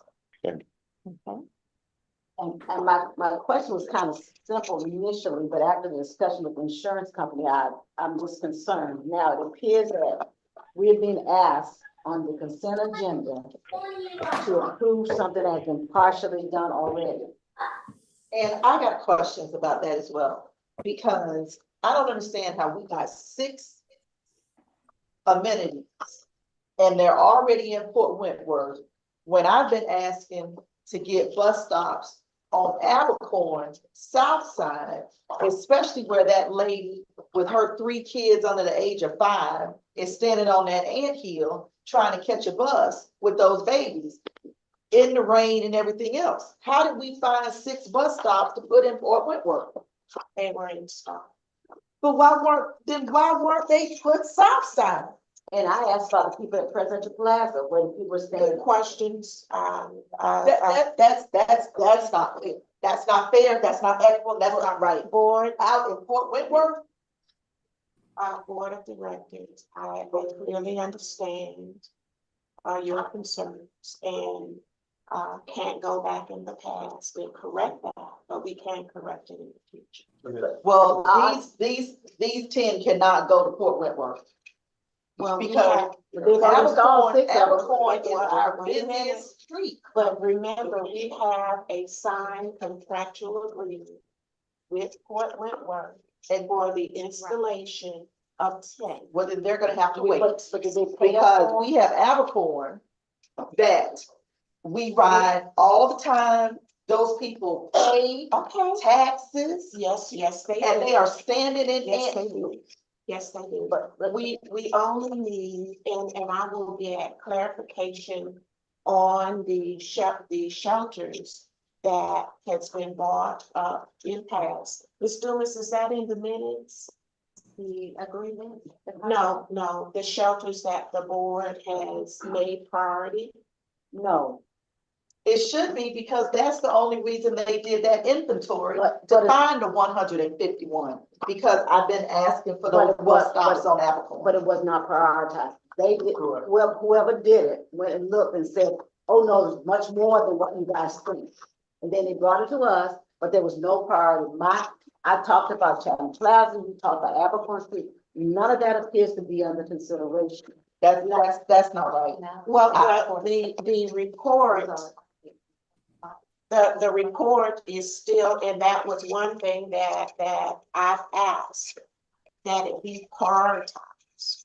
Now, one thing that the transit master plan indicated, as it relates to improvements, high ridership areas, which are inclusive of major corridors, Abercorn, borders, those types.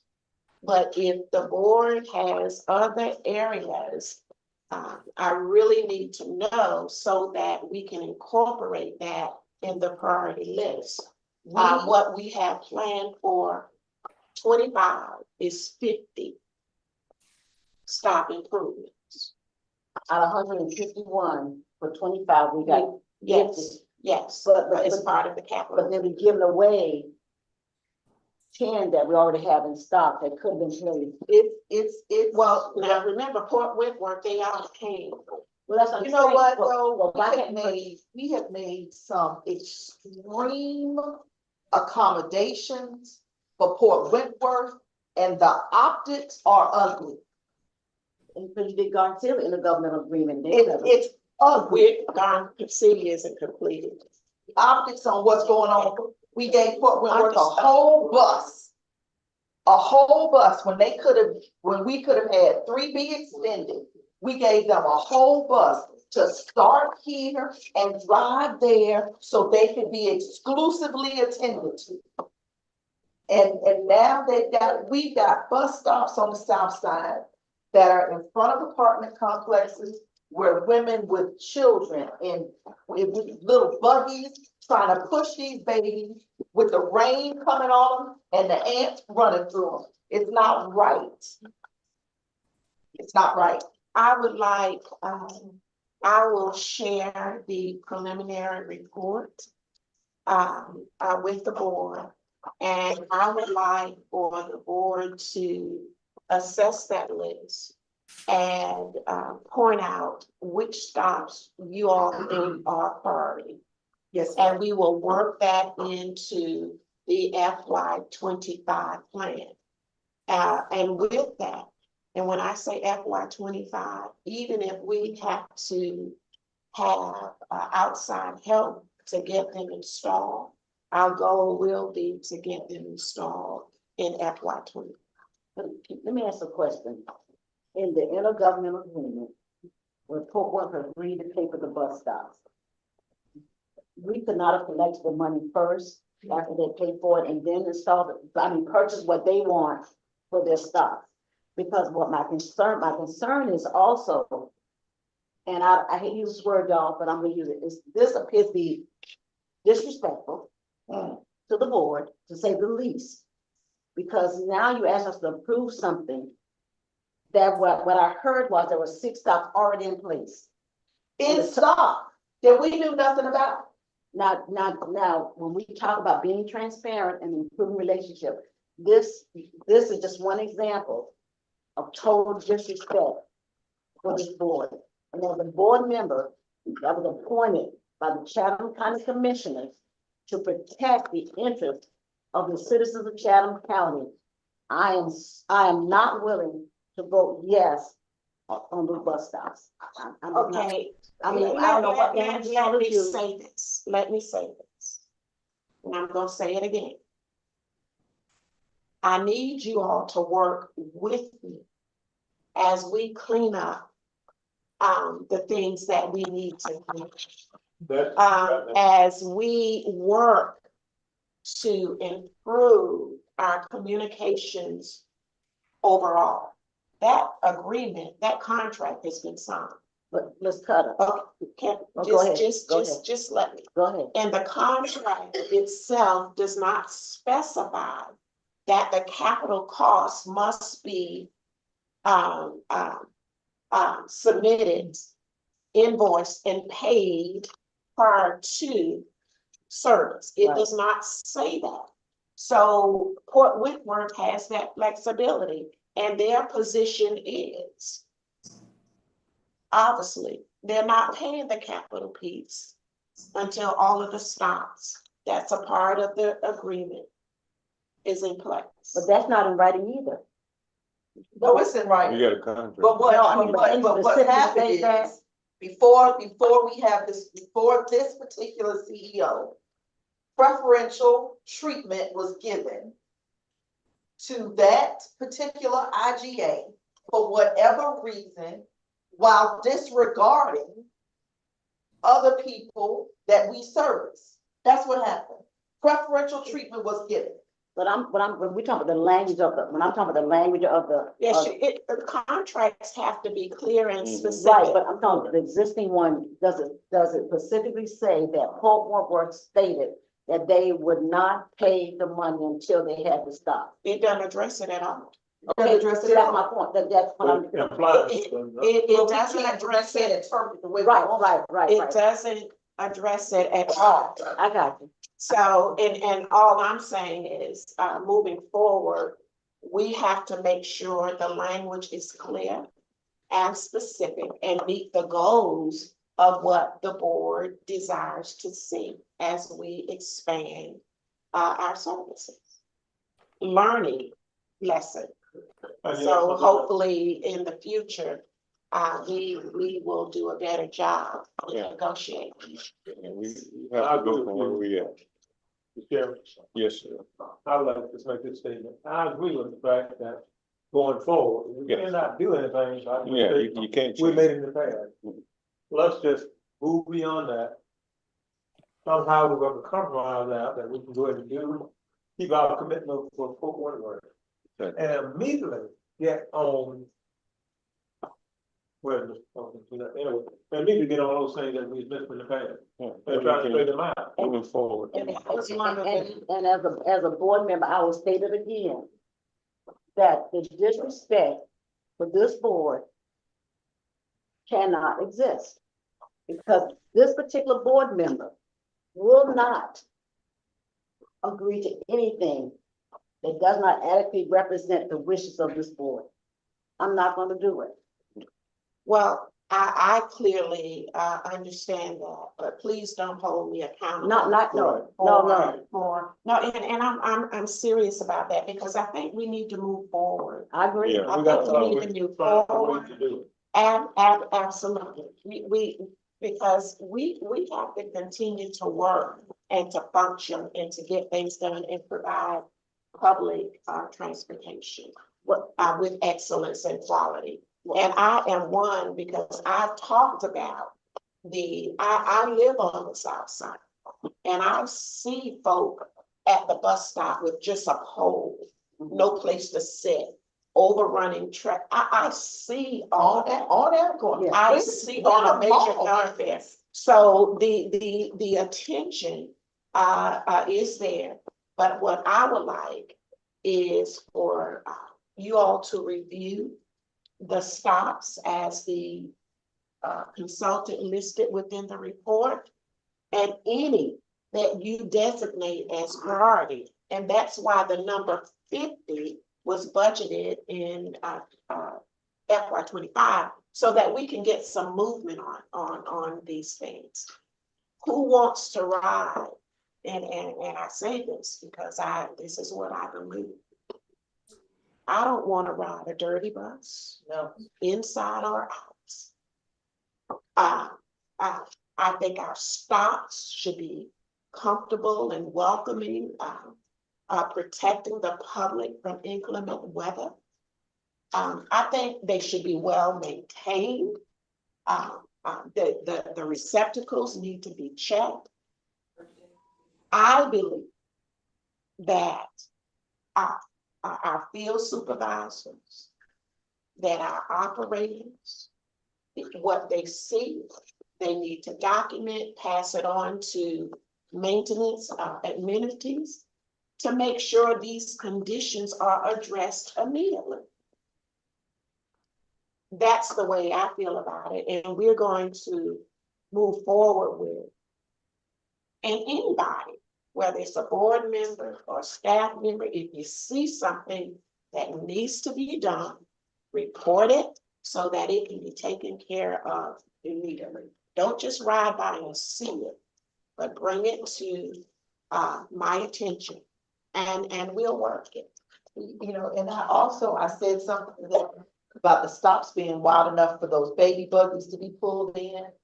Because mothers can't sit their kids beside them because you got those bars. And, you know, we're saying, well, we put the bars there because we don't want people sleeping on them. But we need to accommodate mothers. And if they need to have their kids sitting beside them, I don't care about the bar. Because somebody might sleep on it later on that night. You know, we got. Yes, sir. I would like to say this. You got some good points here. So we'll be here all night trying to solve them. Let's put it on hold and have a workshop and we can deal with that and move forward. And Ms. Cutter, I'll say to you, I'll make this commitment to you. Because like you, I live in a neighborhood where folks ride these buses. I shop at the same stores as people shop in.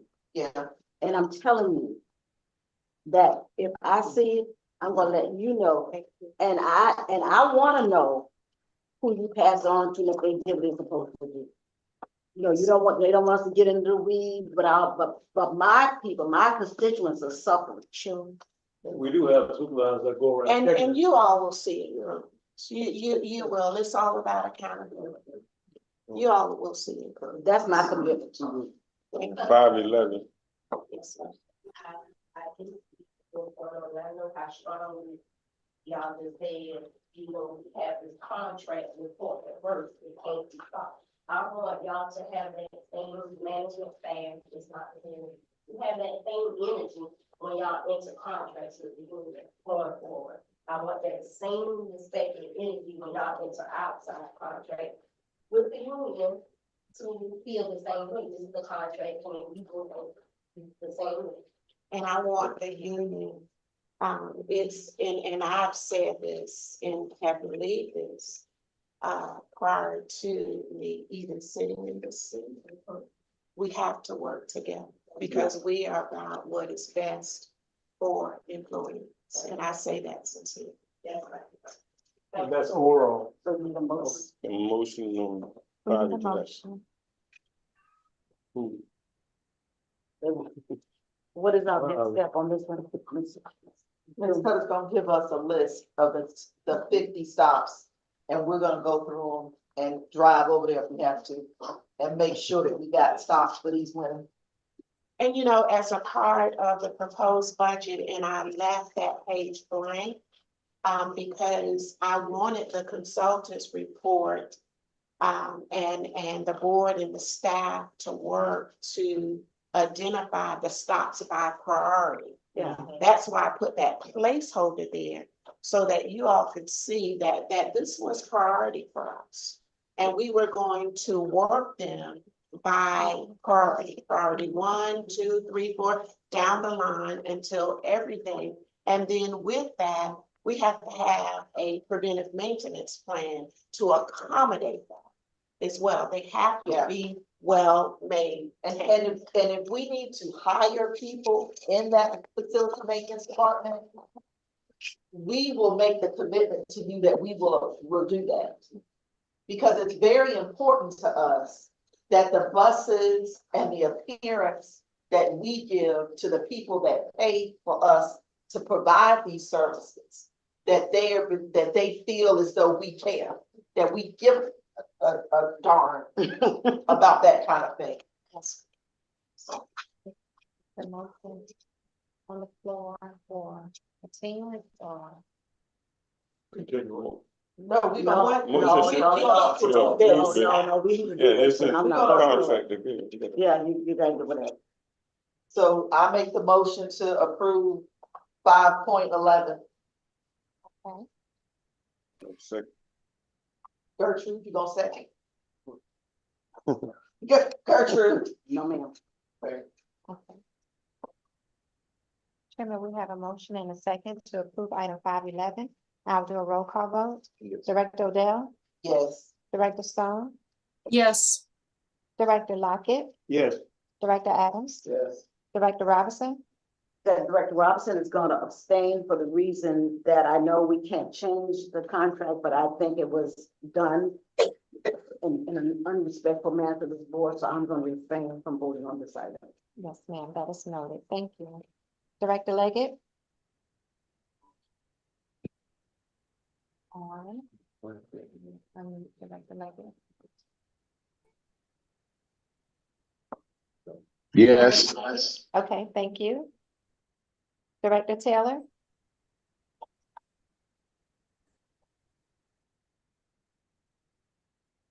Director Taylor? Yes. And Chairman Cody? Yes. Yes. Thank you, Director Taylor. Chairman Cody, motion passed to approve item 5.11. Thank you. For 13 for me, Are these on call? Are they for This is temporary. I know, but for what, Yeah, for what departments? Yeah, that's what I had. So we are short-staffed in every area. You know, I'm not saying that, but if Okay. we have a contract in place wherein we can call whenever we need, whether it's operations or administrative, and we need the resource in place until we can hire permanent staffing. Our existing, contract, they just couldn't provide the resources that we need. So It needs to leave one. So when we're saying operation, what are we talking about specifically? We're talking about drivers? Passenger amenities folk that actually go out and, service the bus stops. But we're not talking about drivers. No, Oh, no, okay, no, so- no. Okay, no, that's what I need clarity on. So when we say all areas, and we're already talking about the person for the senior accountant position. That's one position. But we have vacancies in maintenance.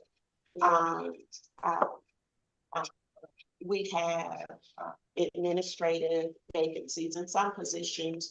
The temporary agency can provide temporary labor. Like admin? Admin, like an accounting clerk. Got a good senior accountant referral. Our existing contract is about to expire. And when we have called upon them, they just weren't able to provide the resources that we needed. So this is an opportunity to obtain a better contract to meet our needs when we need them. Well, and I would just like for you, Ms. Cutter, to provide the board with current updates on your staffing needs and why are we not able to fill these positions?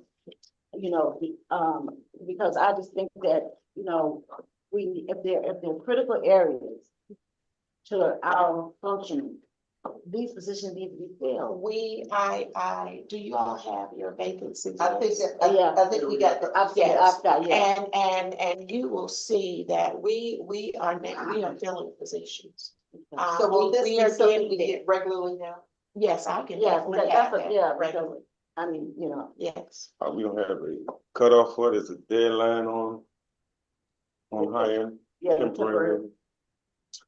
Temporary work, that's really short term. Mhm.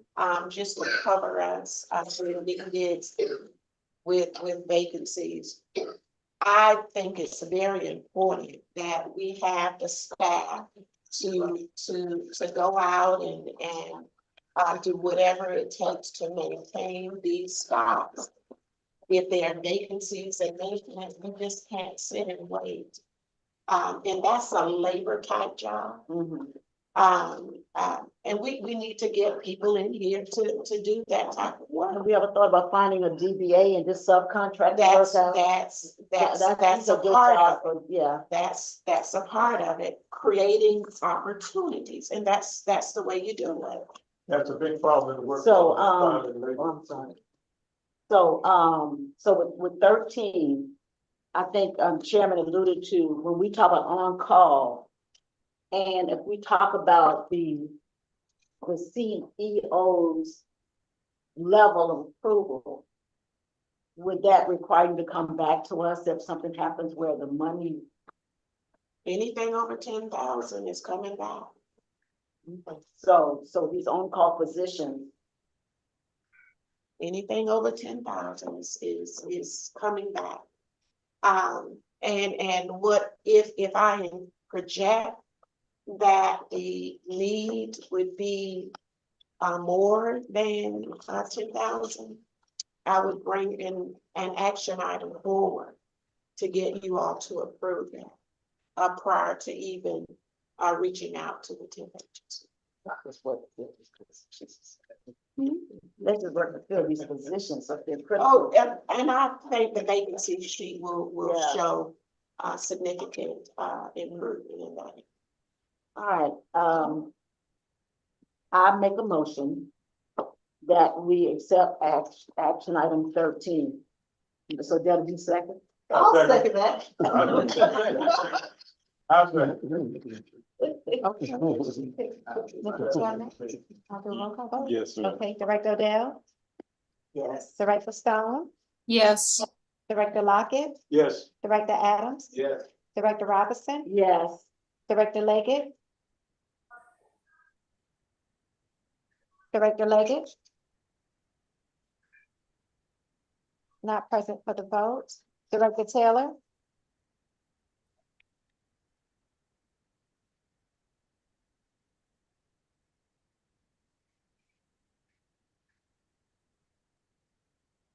not present for the Yeah, vote. yeah. We're here. We just can't unmute ourselves. Okay. Yeah, Thank you, Director yeah, Leggett. Director Taylor, yes. let me mark for yes. Thank you. And Chairman Cody, Yes, Chairman motion passed to approve item 5.13. thank you. Now we'll be moving into individual action items. You have any comments? Any questions regarding the action item for Cat Central interior renovations? You know, this project has been going on for years. It's been, yeah, and it seems And- like every board meeting, we approve another amount. Like what, at this point, we could go over there and start doing it ourselves. Well, the Now, action that item, was the IT, this, we talking about this building, right? Yes, We talking about Cat this, Central. this about this building, the one that we paid, we approved to have it painted. Cat Central was painted. Right, so now what does this entail? The interior redesign work for different office spaces. The conversion of the first floor break room for more office space. So we've seen that redesign? Was there a previous presentation? Not before this meeting. No. Not before this meeting? No, ma'am. But the designs, I believe, are I think it is not It's outlined what the changes would be. Individual. okay. I think we could pull. So where are y'all gonna be at when they're making these Yeah. changes? Are y'all gonna go crowd in over on Gwinnett Street? I mean, No, we will, because it's about cubicles, installation of cubicles. so they'll do it on downtime? Y'all are Yes, possibly, yes, working around staff. It's about converting this break room for 2 offices to accommodate the admin assistant to the COO and the executive assistant to support the CEO's office, and then the bus communication center renovations and maintenance office spaces for So, maintenance. So we're going back. to so what when we the had other before? one, so when Overthorpe is finished, who's moving out of here?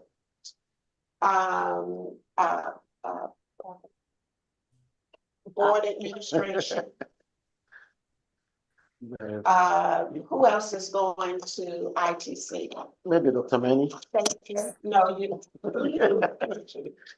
there's no time for jokes. This is business. It'll be safety over there. The call center will be moving from. Yeah, that's right, that's right. Call center is there, safety, space will be over there. And I know that was talked about, the security. Space over there, call center has already been set up. So 3 departments. And are then moving the from here. board renovation space over at. So the call center is gonna stay? Yes. It's not coming back over No. here? Okay, So 3 departments will move from here over there. And then you'll update the cubicle situation to accommodate the new FTEs. Cause those are Yes. 2 new positions. Yes. Okay, because you Well, got, not cubicles, the renovation of the break room will accommodate the 2 admin assistants. Well, In a cubicles, if the board admin is moving, then. now what's going in there? now I have not had that discussion. with Ms. Dumas or the board, but if wherever the board is, um, Ms. Dumas is the administrator. We're gonna have to figure that one out. Right, so if she moves over there, then that leaves an office. Yes, it does. Right beside the CEO. That's if she moves over there. Yeah. No, you don't, no, I'm just kidding. Listen, I'm just trying to figure out, But- so but if that was but available, she do we got- need to redo, if that's We available? can't do we split need- her in half, so we're gonna have to have some more discussion about that where it works for the board and executive support. Well, I don't care if you move over there, but if that leaves her space open, do you still need that down there? But you missed the point. She What's said, the point? he said if. That's not etched in stone. If you got Oh, moved, she still okay, needs her office. But so if she moves over there. Yes, that And frees that up an frees office. up that space, Yes. do you still need this space? No, So, I'm holding on to her right now. to her. That's all I can. To that, okay. Yes. So if that space is full, then you need this space. Yes. But if that space is empty, It'll be utilized for another office space for someone. okay. But let me Yes. ask you, I just believe you don't. but that space was what was one time subdivided before. Because before, what? That's a floating wall. Like, yeah, like we just keep redoing that space, Yeah. but the other thing too, I wanna ask a question, since we talking about renovation. The, I don't know what it's, the EEO DEI person, where's he housed? Upstairs, second floor. He's both? I thought he was one. We're Okay. combining. No, We're combining. yeah. He's both now? FTA FTA says they says can be, Yeah. the piece that, Can you get back to renovation, get back? no, seriously, the piece that FTA is really focused on is the EEO piece, Okay, okay? right. As long as that piece is covered, yes, they can come together. CAT is a small agency wherein we can combine them. Okay. And that's what we're gonna do. We're gonna try that. If it doesn't work, then we'll do something differently, but I think it's going to work. Okay. Yeah, cause when I went to the training, it works, especially outside, it will. Well, I just thought it was one person. I thought it was two now. But my question is, if I can recall that space, Which one? where he is that the best space for him? When you talk about renovation, I mean, have we considered? We have talked about that. can Simply that space because work? it doesn't necessarily, Because it's a park. That's what it looks like. Am I wrong? it doesn't necessarily support confidentiality. That's my concern. Oh, So okay. we'll be looking at, and we just, I had this conversation with Ms. Dr. Boatwright just this week.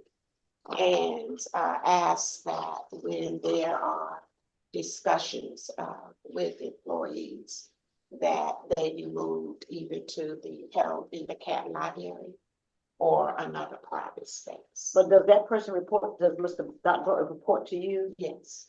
So would it be easier to move him down? We talking about these admins and assistants, but you got a DEI, EEO person that needs confidential space. Why can't we consider that first? And then consider. Wait, how is the break room more confidential than a closet? Okay, but then the other thing too, no, and I'm not disregarding the need for assistance, I'm not at all. But what I'm saying is if I'm the COO and I have an assistant, I can walk upstairs to my assistant or have her come down to me.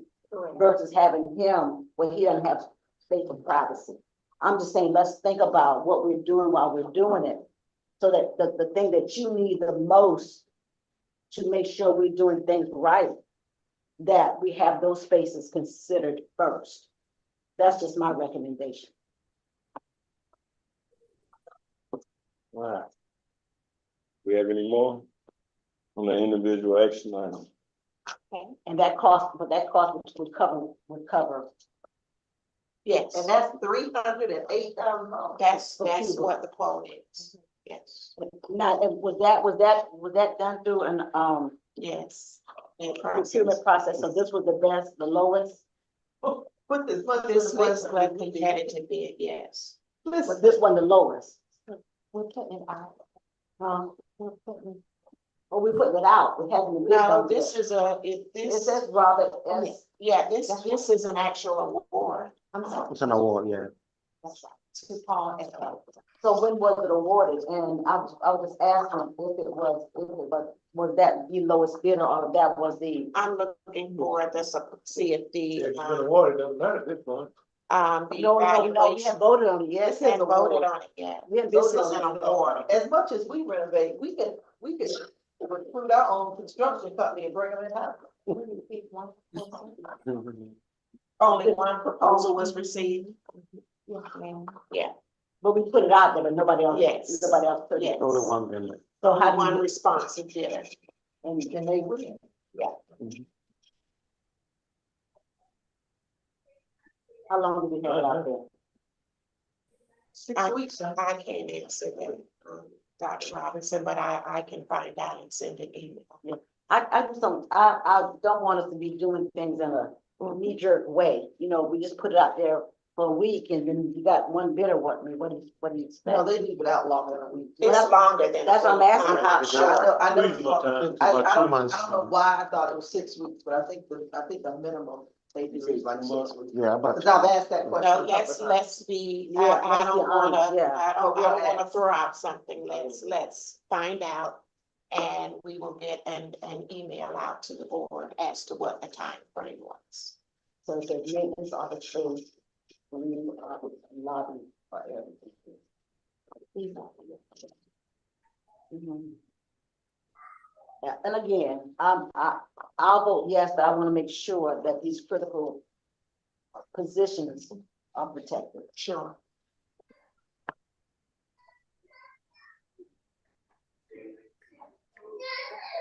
Do we have a motion in a second? Tonight. That's what move. Because. I got pancake stuff. Motion by Director Lockett and seconded by Chairman Cody. Okay, oh, seconded by, okay. And Chairman, I'll do a roll call vote. Yes. Director Odell, Yes. Director Stone, Yes. Director Lockett, Yes. Director Adams, Yes. Director Robinson, Yeah. Director Leggett, Yes. Director Taylor,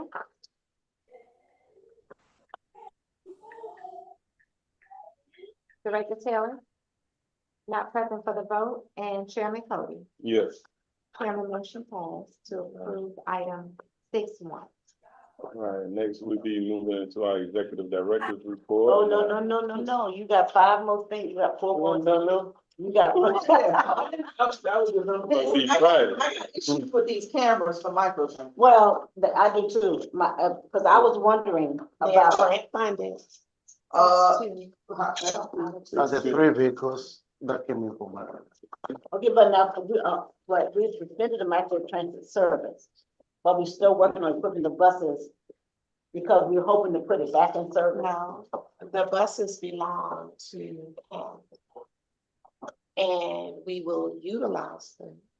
And if we utilize them, we have to have the camera system in them. Okay, so it said micro transit vehicles, that's why, Yes, that's why I was yes. questioning that. Yes, we originally purchased 2, and then we received additional funding from the GDOT Transit Trust Fund, where we purchased 3 additional vehicles to support that program. And any vehicle that CAT uses to transport customers, they have to be equipped with cameras. Okay, so the micro transit pilot program installation of 3 cameras does not necessarily fit into the SMART grant. No, portion of it, the costs were funded by the GDOT, the Transit Trust Fund Program. To And, purchase these vehicles and equipment. and the $29,955 is coming out of that, or part of it is? That's coming out of the SMART grant money.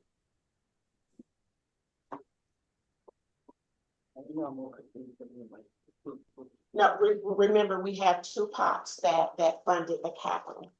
We had the SMART grant funded, 2 vehicles. And the Transit Trust Fund monies, funded the last 3 vehicles. Right. But we needed camera systems for all 5. So this procurement is, we have 2 additional 2 vehicles to equip with cameras. 3. That's 3, the last 3 that we just got in. And that's with it wasn't enough of the GDOT money, but there was monies left on the SMART grant to fund this. Okay. Okay, I'll move that we accept the, request for the procurement of, to install 3 cameras to support 3 buses. Second. Okay. Thanks. Yes, so properly moved and seconded by Director Robinson and Director Adams. And I'll do a roll call vote. Director Odell, Yes. Director Stone, Yes. Director Lockett, Yes. Director Adams, Yes. Director Robinson, Yes. Director Leggett. Not present for the vote, Director Taylor.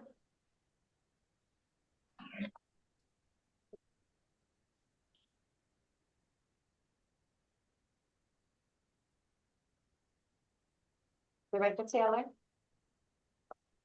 Yes. okay, and Chairman Poe. Yes, Chairman, motion passed to approve item 6.2. thank you. All right, next one, 6.3. Request board approval for fixed route service changes for July 24. Service change. Can I ask you one quick question? Yes, ma'am. On these, on this particular one? I want to know about the safety issue in Route 5. We never got a feedback on how that was corrected. So there is a, we went out and took a look, there is a signalized crossing at that location. So it is a safe crossing. There are stops as well that do share the Route 5, the Route 3 and the Route 3B that are also transportable along that route. So when they're crossing over, the signal comes on and traffic stops. Is that what you're telling me? It is a signalized crossing, so it's a traffic signal. So it's not a push button signal, it's actual. What does that mean? A traffic light. So a normal traffic pattern that you see with the traffic lights on the crossing. You know, with the hands and all that? Yes, so there is a But that was always there. Is that new? Or was It is a newly constructed, it was there when the dock was installed, but it was a new construction, it's a new signal. But it is there, it is installed. Okay, so, but when we asked the question, there was a safety concern with what already existed. Somebody had brought that up, we went out and took a look at it, so it is signalized. We don't need to update it, it is a signalized. No, what she said, it was new, but when we at first asked the question, there was a safety concern that was. Somebody had brought it, it had come, somebody in the audience had mentioned there was a safety concern, we went out and took a look at it. Okay.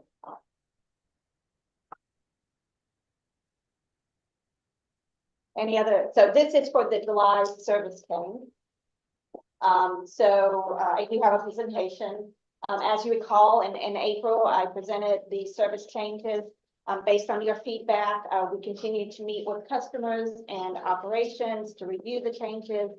We did have specific informational meetings specifically with the Roads of Sharon, and that the report on that is included in your package. The report on that is, On the roads of Sharon, feedback. we did remove the stop. The stop is not being, correct, the stop is remaining. Okay. Yes. So you got a little ahead of me here, but yeah, so and so our goal is to keep reliability, and so we want to improve on-time performance. So based on that, we have made only slight modifications to the existing March 2024 bid. And so the only increase in service is on Route 3, which is, if you recall, back in March, we combined the Sunday service on Route 3 and 3B. But what we found is that there was some morning services and some PM services that were not being met. And so what we've done is we've added I'm calling it a half service, but an additional service in the morning that will end at the Groves High School stop. That's the name of the stop. I'm actually going to the high school. It's on Priscilla Thomas Drive. And then in the evening, we will go back to the Groves High School so we can bring people. And correct the spelling of the school. Yeah, got a lot, too many O's. Oh. So I can make that correction for that. So. Okay, so the July route, the July, what you're reporting to us now, the only change that was made was increasing the Sunday service on Route 3. That is the only additional service. The other pattern changes that are made are these pattern changes on the Route 14. And I can go to the maps here, it might be a little bit easier. So the Route 14 is at the end of the line here. This used to be is currently a bi-directional, so they go through to the Veterans Hospital, and when they come back through, we are going back to the loop pattern. So now it is only a one-way loop to the VA. That should improve the on-time performance of Route 14. Did we have that loop before? It was took it away. The loop. It was a loop before. We went to what we call bi-directional, and now we're going back to the loop. We'd love to go back to loops. This is the other change on Route 3B, again, to improve on-time performance. So this was a bi-directional loop. Now we are doing an AM inbound loop and a PM outbound loop on the Tuckins and Lincoln Road for the Route 3B. And how do you notify people of these changes? So there's a couple of different ways. So we've been posting the changes on our website. And then we are also going to be doing an informational session on July 2nd in the morning and July 3rd in the evening. We had planned on doing it last Wednesday, but we wanted to get the board approval before going out. So we are doing it on July 2nd and July 3rd. It has been advertised, these public information sessions. Well, are we giving through marketing and community, are we giving the drivers anything to hand to customers who may not be able to access on the website? I think that's important. Yes, so that will be, we are distributing that information out at the platform on July 2nd and July 3rd. And then we also have that information available. It is on the website. We have actually, and I understand that, not everybody has access to the phones, but we have been putting that information out. And Madison is taking, the website has been updated to include that information. So, and we will have the printouts available on the platform. On the platform? On the platform on July 2nd and July 3rd at the public information hearing. But nothing on the buses itself? Yeah, Yes, we're gonna print, there is a placard on the buses as well. So it's on the front, behind the driver. Yeah. So, and then this is the final change again. I'm sure you saw in the news on Garrard Avenue is being improved. Those improvements aren't anticipated until 2027. We had a bi-directional on Garrard Avenue. It was not a safe condition for the buses, and since that improvement is still not coming, we are going back to the loop system, so we don't have two buses trying to go down Garrard Avenue. So those are the three changes, and as I mentioned, the public information hearings on July 2nd and July 3rd. I want to make a suggestion. It's okay to have consultants. I don't have, but it appears to me that we start going back to what we had before. I think we need to depend on the folk that does the work. To go out there, look at those changes and make sure, because the drivers know more than any of us sitting at this table knows. So and thank you for that, and that is what we did. So we had many meetings with the operators, and we actually went out on the routes and drove the routes. But we spent money on consultants before we did that. That's the point I'm making. Yeah, see, I'm saying we spend too much time depending on consultants, and then we got to come back and redo something. So I'm just cautiously. Yes, and if you will, the FY 25 budget reflects a significant reduction in personnel services costs because the planning division is almost fully staffed. So staff will be performing a major portion of the tasks. So all those planning consultants are gone. May still have just a small portion, but the new staff starts on Monday. So you'll see a lot more in-house planning functions. And working with your operators and. Yes, absolutely. Yeah. So are there any other questions on the July service? No, thank you. Can we get a motion in a second? Also, Probably if you do it. Motion by Director Lockett and seconded by Director Adams. We'll do a roll call vote. Director Odell? Yes. Director Stone? Director Stone?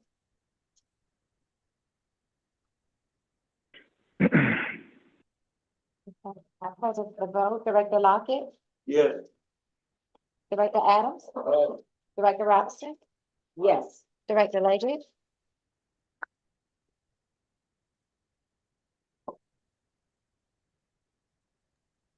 Not present for the vote.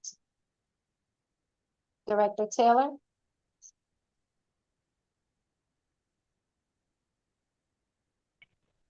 Director Taylor? Yes, yes. Thank you. And Chairman Cody? Yes, Chairman, motion passed for item 6-3.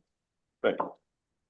6-4, we have a request for approval to issue a purchase order to WW Williams for the hybrid bus 1109 maintenance repair in the amount of $24,704. But we already have the invoice. Is that right? This has already been done? This is another component of the strengthening compliance. The requisition was in the system. I did not sign it because I did not have authorization to approve over $10,000. So staff was directed to bring it back before the board for approval. So, but we did do the purchase process and had a contract with these people for No, this we work? had no contract. That's why it's coming back before the board for ratification. Didn't say ratification, but. Okay, so again, the work has already been done. These folks gotta be paid. Yes. We have no choice. Yes. Huh? Yeah, I agree. Yeah, this isn't fair. Yeah. Okay. Well, I'd rather do this Yeah, than no, we can- violate my commitment to the board. Yeah, and when we got to pay them, there's That's no right. question about that, but That's right. again. To me, this is another example of disrespect. And board member, we got to see this stuff for what it really is. Miss Cutter has a lot of work ahead of her. A lot ahead of her, and this kind of thing should not happen. But, you know, I make a motion that we approve paying this invoice in the amount of $24,704.10. We have a second. Second. Evelyn, can you get a Okay. vote? Yes, sir. Director Odell? Yes. Director Stone? Not present for the vote, Director Lockett, Yes. Director Adams, Yeah. Director Robinson, Yes. Director Leggett. Not present for the vote, Director Taylor. Not present for the vote, and Chairman Cody. Yes. Chairman motion passed to approve item 6-4. All right, next we have 6.5, request board approval and adoption of the proposed fiscal year 2025 operating budget and 5-year operating plan as presented in the board budget book with revisions for the board to amend as needed. And is that something that can be done? Absolutely. And can we get the electronic copy of it? You will, want it to, include anything that came to the floor. And that was part of the reason, the monies was placed in contingency. Because as we move along, there may need to be, amendments to the budget document and wanted to ensure that the board had flexibility to make any needed changes as necessary. Well, and I'd also like to see some things like each of those IT things that are coming up, I want that to come back to the board each time and let them do a presentation, explain it to us, because we still do not have a solid IT plan. But, and again, I don't think that we need a data analysis in IT. I think that every department can do their own data. You may have to have somebody look at it overall, but I just don't think that we need it.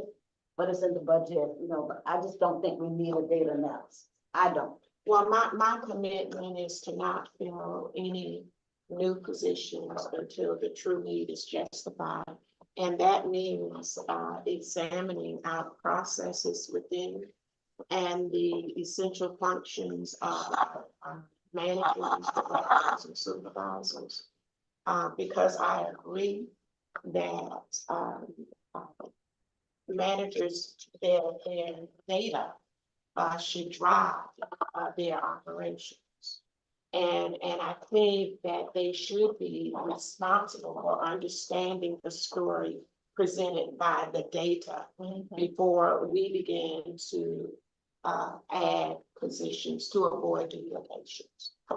And all of this, these new programs, they have not been explained in detail. It's a lot of money going into IT this year. It's over $1 million. And we don't have a written IT plan. I think that is horrible. We don't know what the plan is going forward. We don't know how many assets are going to expire. We don't know how many assets are going to need to be replaced. We don't know. We don't know anything. Well, most of it from my going back and looking at it, it's really hardware and software to support communications between the control center and the buses. We had a lot of the software and hardware that didn't talk to each other. We're trying to build a system wherein whatever we're using is integrated and can talk with each other. CAT has invested a lot of money in piecemealing IT equipment. And now we're at a point where we have a lot of mixed matched equipment. And we have to bring it all together under one system wherein we can communicate that.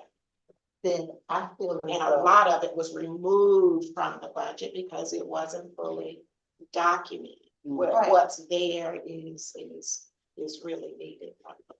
But I don't believe that has been communicated.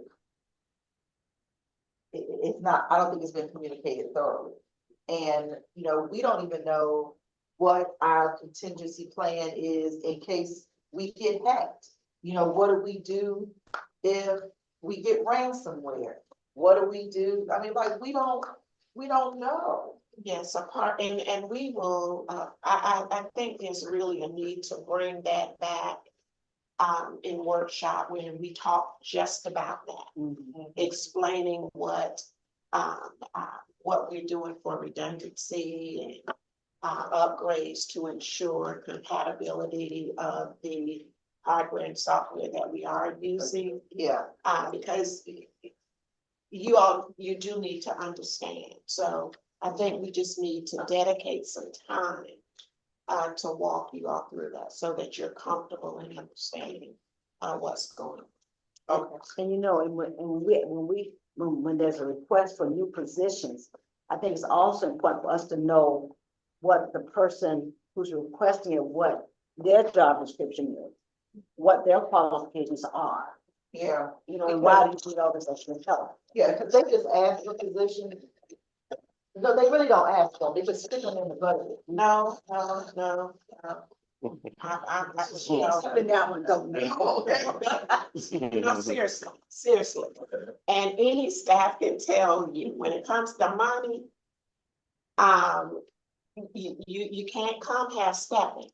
Now there, you know, the CEO, that's the seat that says, Madam, Sir, CFO, I need you to include this. Okay, but when it comes to departments entering their requests as a part of the budget process, two-liners are not accepted. Okay, but you know what we used to get was, we'd have the staff ask for, and the CEO agreed to, and they didn't always match. See, they would ask for a lot. Oh, yes, that's And then we should see that on the Well, spreadsheet. they should make a requisition. They should justify it. They should tell us what the funded source is. It should be, you know, it just. Trust me, that was asked, and we have a lot of work to do. And we're gonna get there. Yeah. So if anybody comes complaining, you know, it's for a reason. You know, it has to be justified, and we have to be able to demonstrate the need. I'm off of that. I was gonna ask before, if I may. 'Cause I was supposed to be at another something, but I guess I missed that. Can we take a look at, I want to ask a question about service delivery that I don't want to forget. Can we go to service delivery? Record. Yeah. Sure. Are you ready to move forward? Yeah, we still got 5, right? Yeah, we're done with 6. We finally finished. Yeah, but we gotta vote. Yeah, you gotta vote. Oh, we gotta vote on, okay, I'm sorry.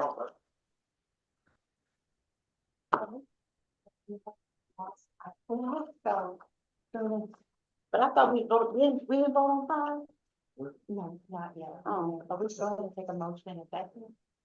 we didn't get that either? No, we didn't get nothing. We discussed it, but there was no vote. Yeah, we need a motion and a second. We need a motion and a second to 5, Okay. To approve 6.5. have a second. And I second it. Thank Barry, you. you Barry. Director Odell? Yes. Director Stone? Not present for the vote. Director Lockett? Yes. Director Adams? Yes. Director Robinson? Yes. Director Leggett? Not present for the vote. Director Taylor?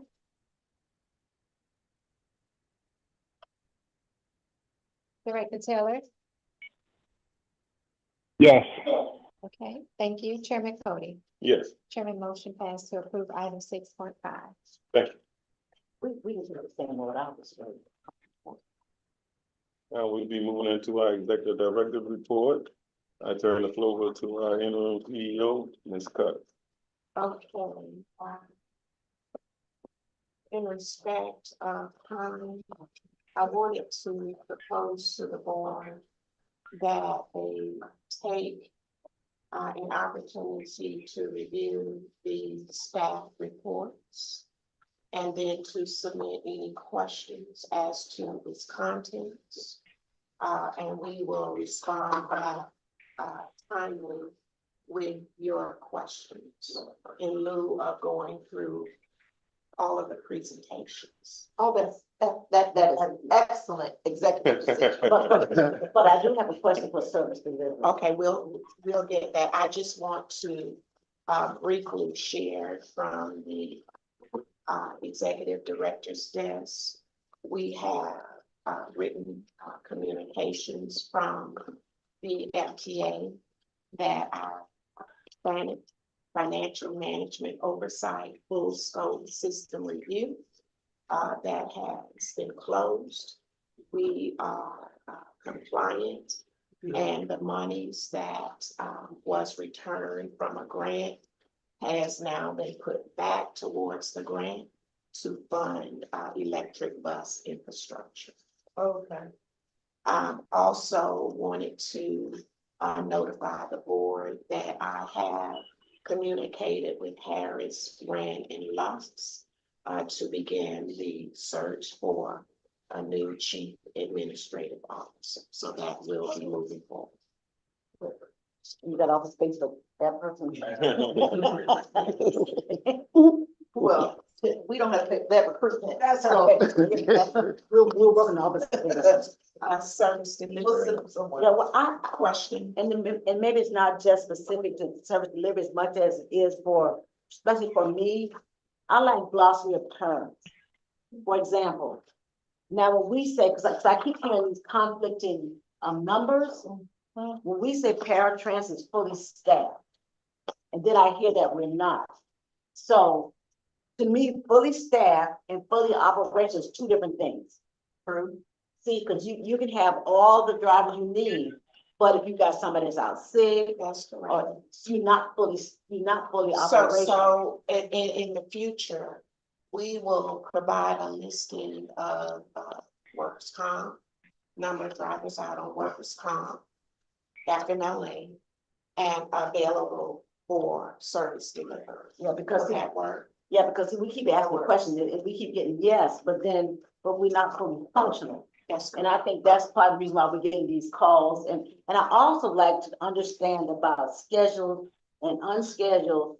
What does that mean? That means that either somebody asked for a ride and we didn't deliver the ride, or they didn't show up. I think these terms need to be clear and distinct, because I don't like to think that when I say fully staffed and everybody says yes, and then I still hear that we're having difficulty, that's because we're not fully operational. So I don't know where these numbers are coming from, and if somebody leaves within the reporting period, then you're definitely not fully staffed. Well, I tried to do that with the vacancy update. You'll see side notes. 3 paratransit operators will start working on Monday, which leaves 2 actual vacancies, but a part of that work pool, some are out on FMLA. Right. Some are out on workers' comp, so future reporting will provide that data. So it gives a better picture of how many are available for work. And the other thing that we were told was about having people on standby. Are these folks just sitting around waiting to be called, or Yes, ma'am. Well, but if you show up, why can't they just go out? They do.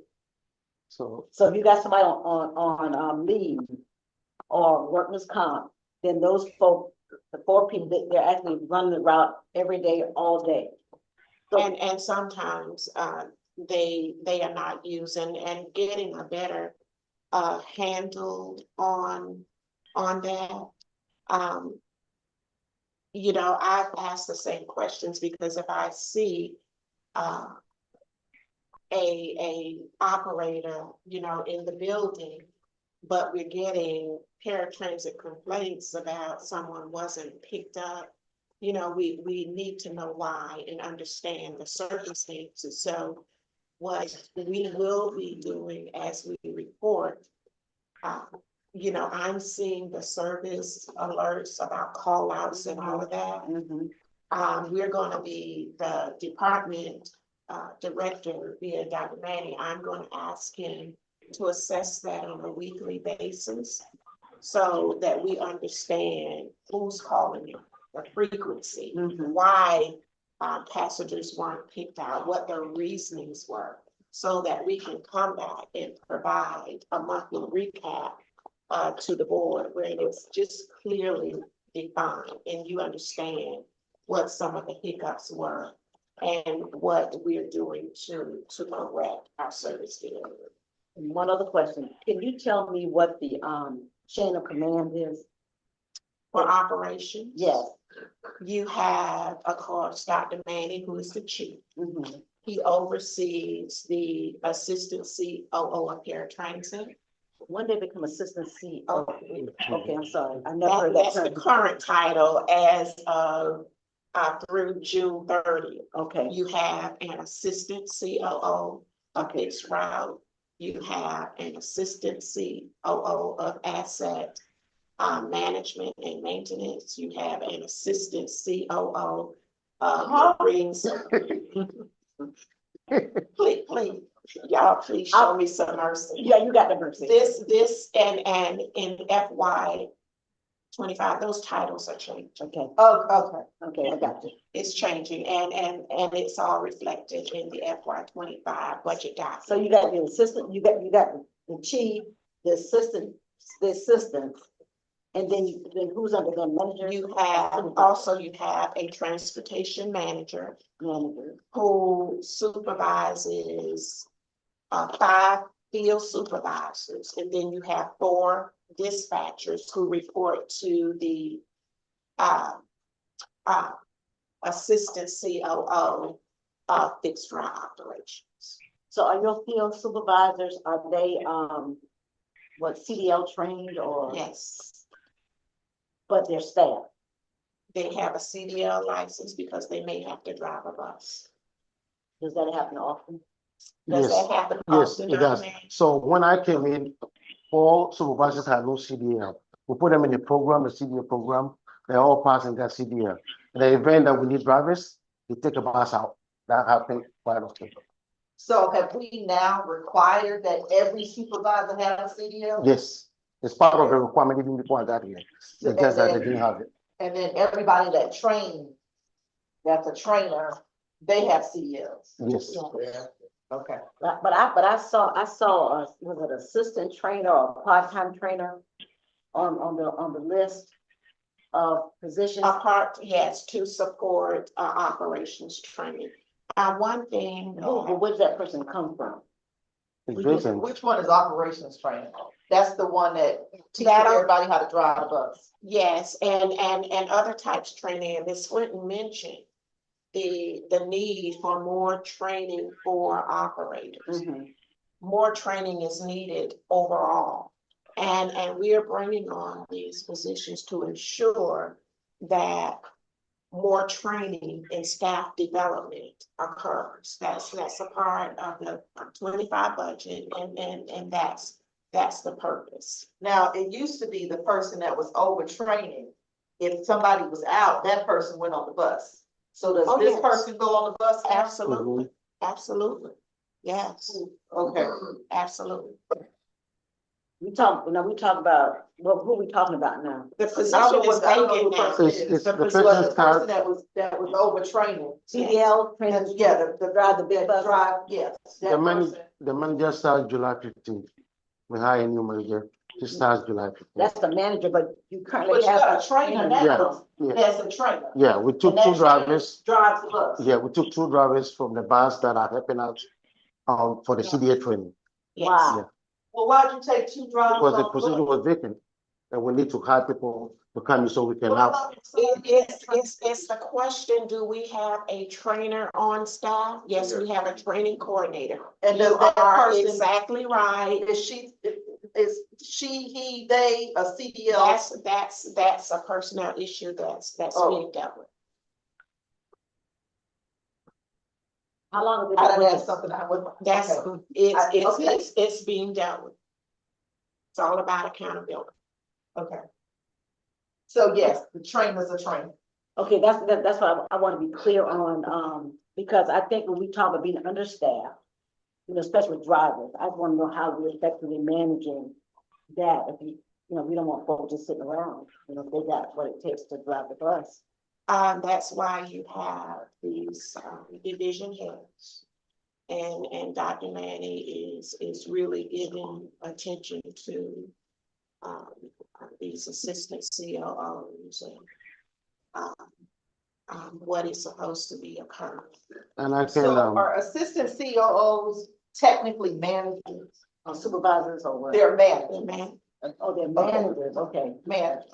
director. And so the hierarchy is a chief, a manager, or the chief, No. director, manager, supervisor?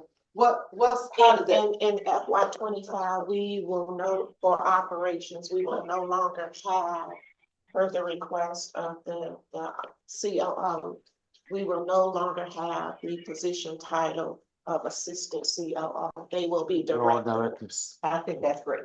So they go from the chief to a director, from directors to managers, from managers to No supervisors.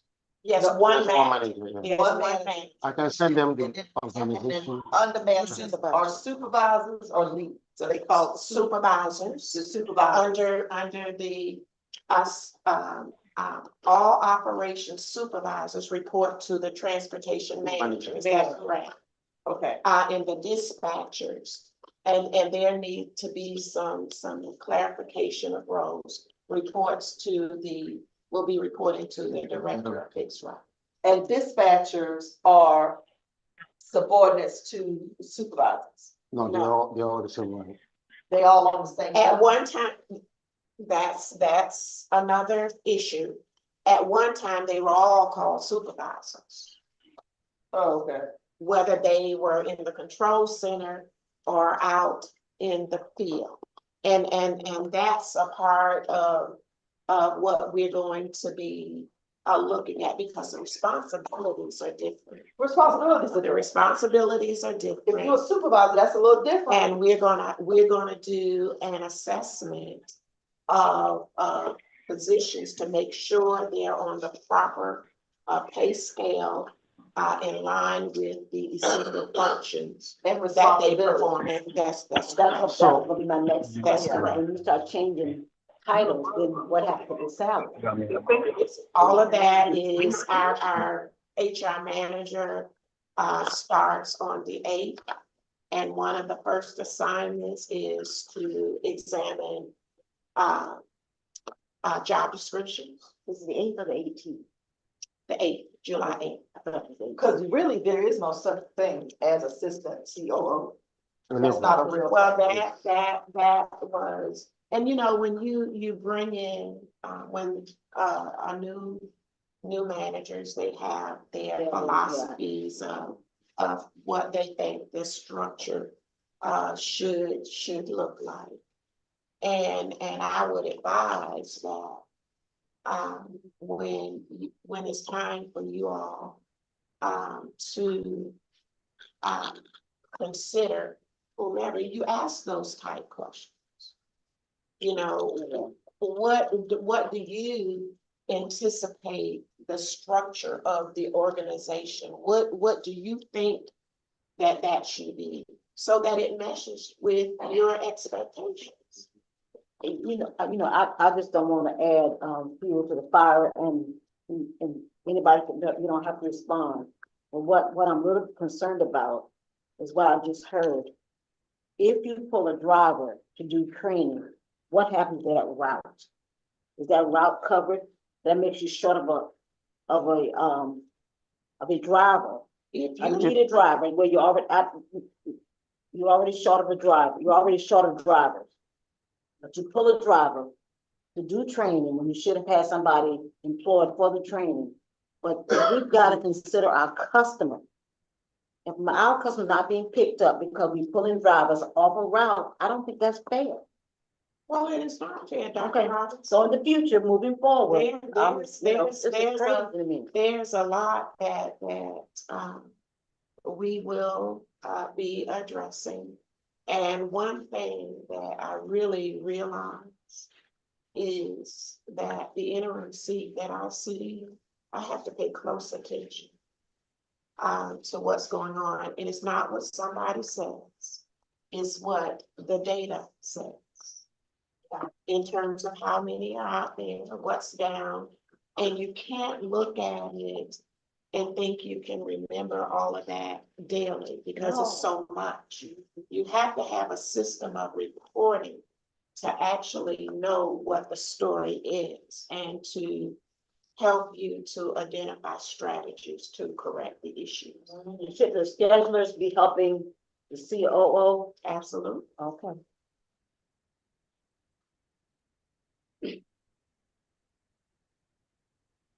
So is the scheduler the dispatcher? No, there The are schedule- defined positions.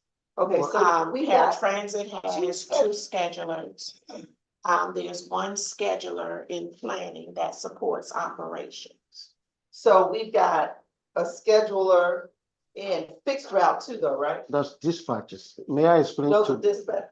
may I give you all the layout? There's gotta be some communication between Has to job be. positions, because it's not happening. And Let that's, me explain. see, in sidebar conversations, can we please get on one page? That's why there's always so much misunderstanding and confusion and folk not really understanding what the issue is, what the problem is. Dr. Manny can better explain the role of dispatchers. But there is a scheduler that's housed in the planning division that is supposed to be connected to operations to ensure that the system is working effectively along with the systems planning manager, Ms. Masowich, is working on filling that position as we speak. Is closely connected. Is closely connected. And can you imagine a breach in the overall effectiveness of the system if they are not communicating closely? So there's some fine tuning that we are working on. And I'm really delighted to say we are working as a team to address these issues. And I want to hear from both sides. I really believe drivers have a whole lot of a wealth of information that can feed into the systems plan. And that feedback is welcomed as we move forward to try to fix the issues. And you all should be seeing quality improvements as we move forward. And it's going to take all of us working together. It cannot be segregated. Has to be connected and together. You take a break, yeah. We should be almost done. And we have to go to executive session and all.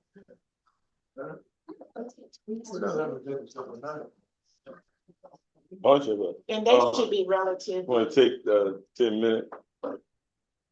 5 minutes.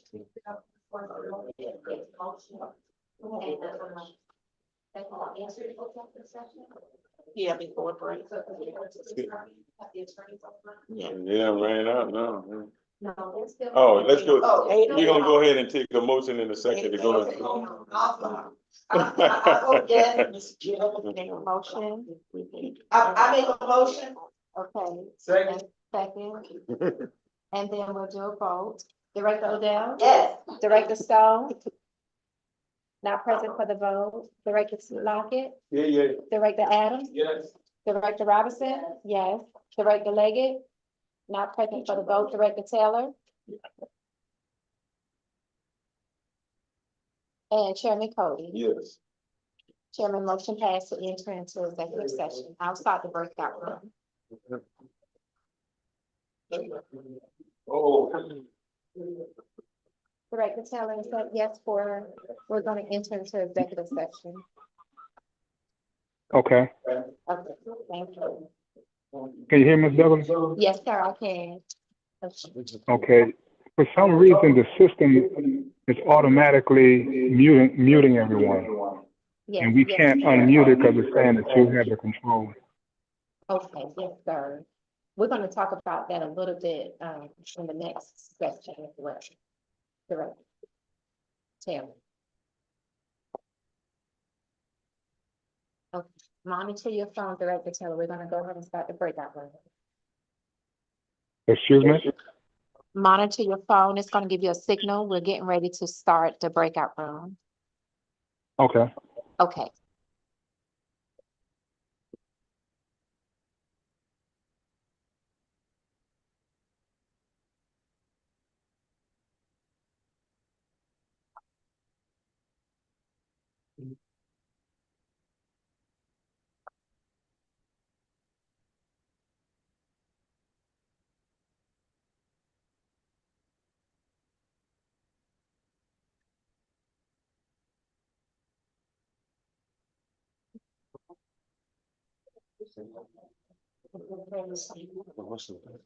The staff and the is for executive session. Okay. No staff is needed. Okay.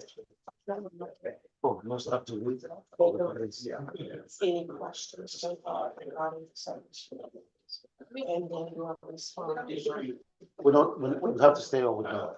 No, you don't. Okay. Not going to. Yeah, yeah, that's fine. Okay. So that's it for staff. We're not coming back in? Or we? Okay, so we're done, right?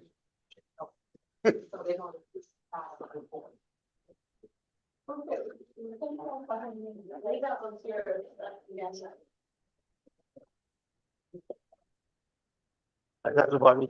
That's okay. That's it. What? That's what? Okay. You want?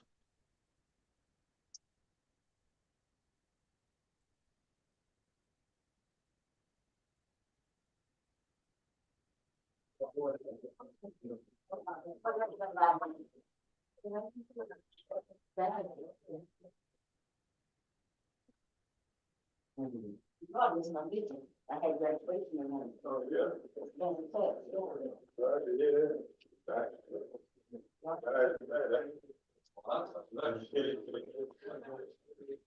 Still got what, about 30? You probably got like 30 more, then I don't know how long it's 30. I hit you when I come out there.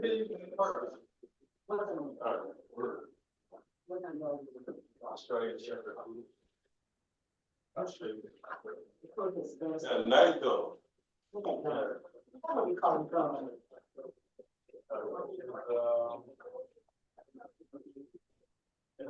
Well. I can see the finger part. And then the length is the other part. Yeah, hair coloring. Uh-huh. Yeah. No, baby. No, she was fixed when I heard her. Her two and down that thing.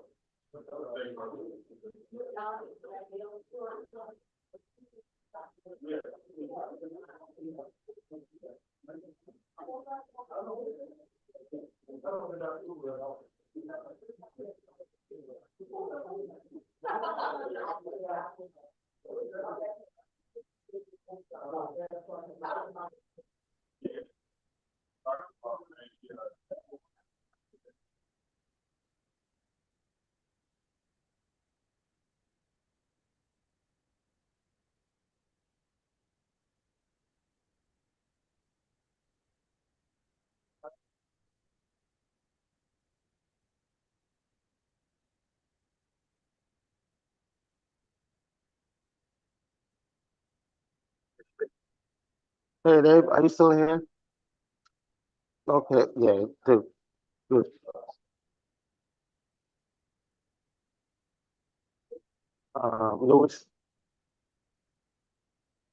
Yeah, okay, okay.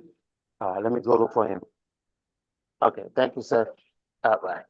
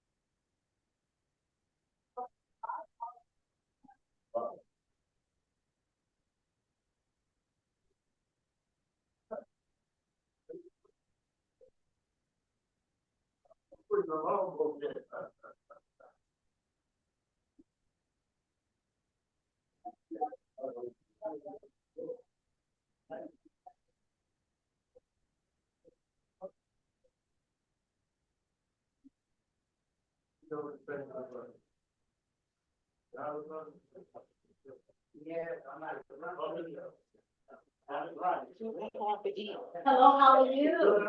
Doing good, how are you? Good. I've done better already. Thank you. That's too sweet.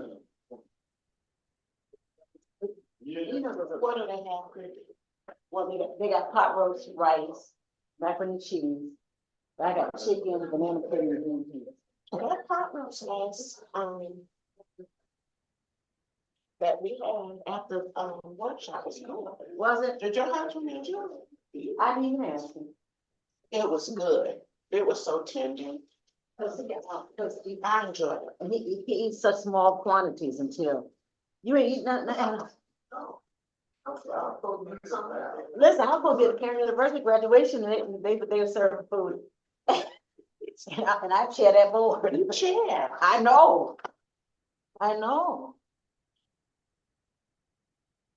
You know, because you are. They know she's dead. No, I sent an email.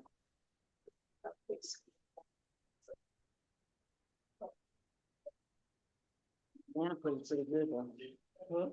Banana pudding pretty good. I'm so fun. You going?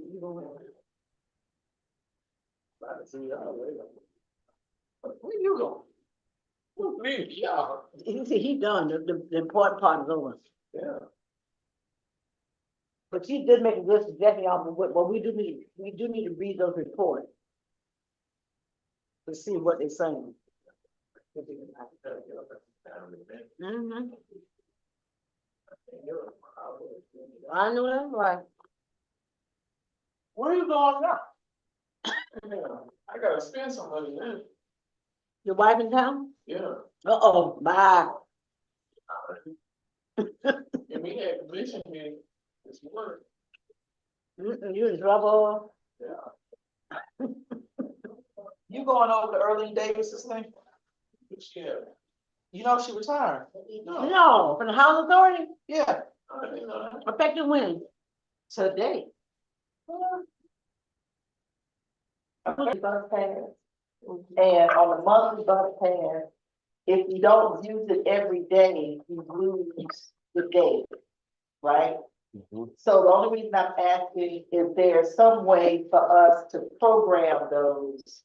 Because we have a well, not a partnership, but we work now with the homeless, the domestic violence lady and they buy bus passes for their residents. And they are working in places like Parkers where they have a rotating schedule, so they don't work every day. So the days that they don't work, they lose. And so we're trying to figure out some kind of way so that it can track the usage without dividing a day. So like they'll work Monday, Tuesday, not work Wednesday, work Thursday, Friday, and not work Saturday, Sunday. So they lose Wednesday, Saturday, Sunday. Okay, we're checking for that and give a report. Thank you. Appreciate it. That was, that's it. What about, number 11, Chairman Director's item? Action required, review and comments on the draft potential litigation on personnel complaint policy.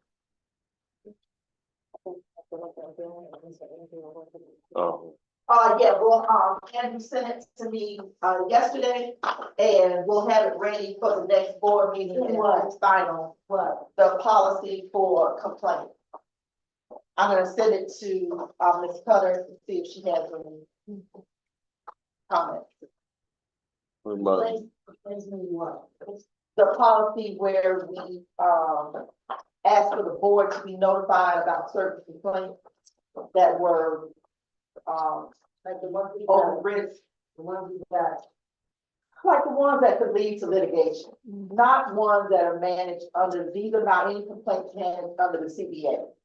These are other complaints. Oh, we talking more like the one that we got from, employees here. Yeah. The previous CBA, those times. It's been the One, agenda. like the one that we are in the litigation for right now. It's been a pending item since February. Okay, because if a complaint comes against the CEO, that person, the person has to come to us for the evaluate the CEO. Yes. So you have to come to us. Yes. Okay, we need a process for how we do that. It's a policy to notify us. What like the process we should follow? I don't even know about. That's a whole other process. Okay. This is just the notification policy. Okay. And then there's another policy that we have for evaluating, for doing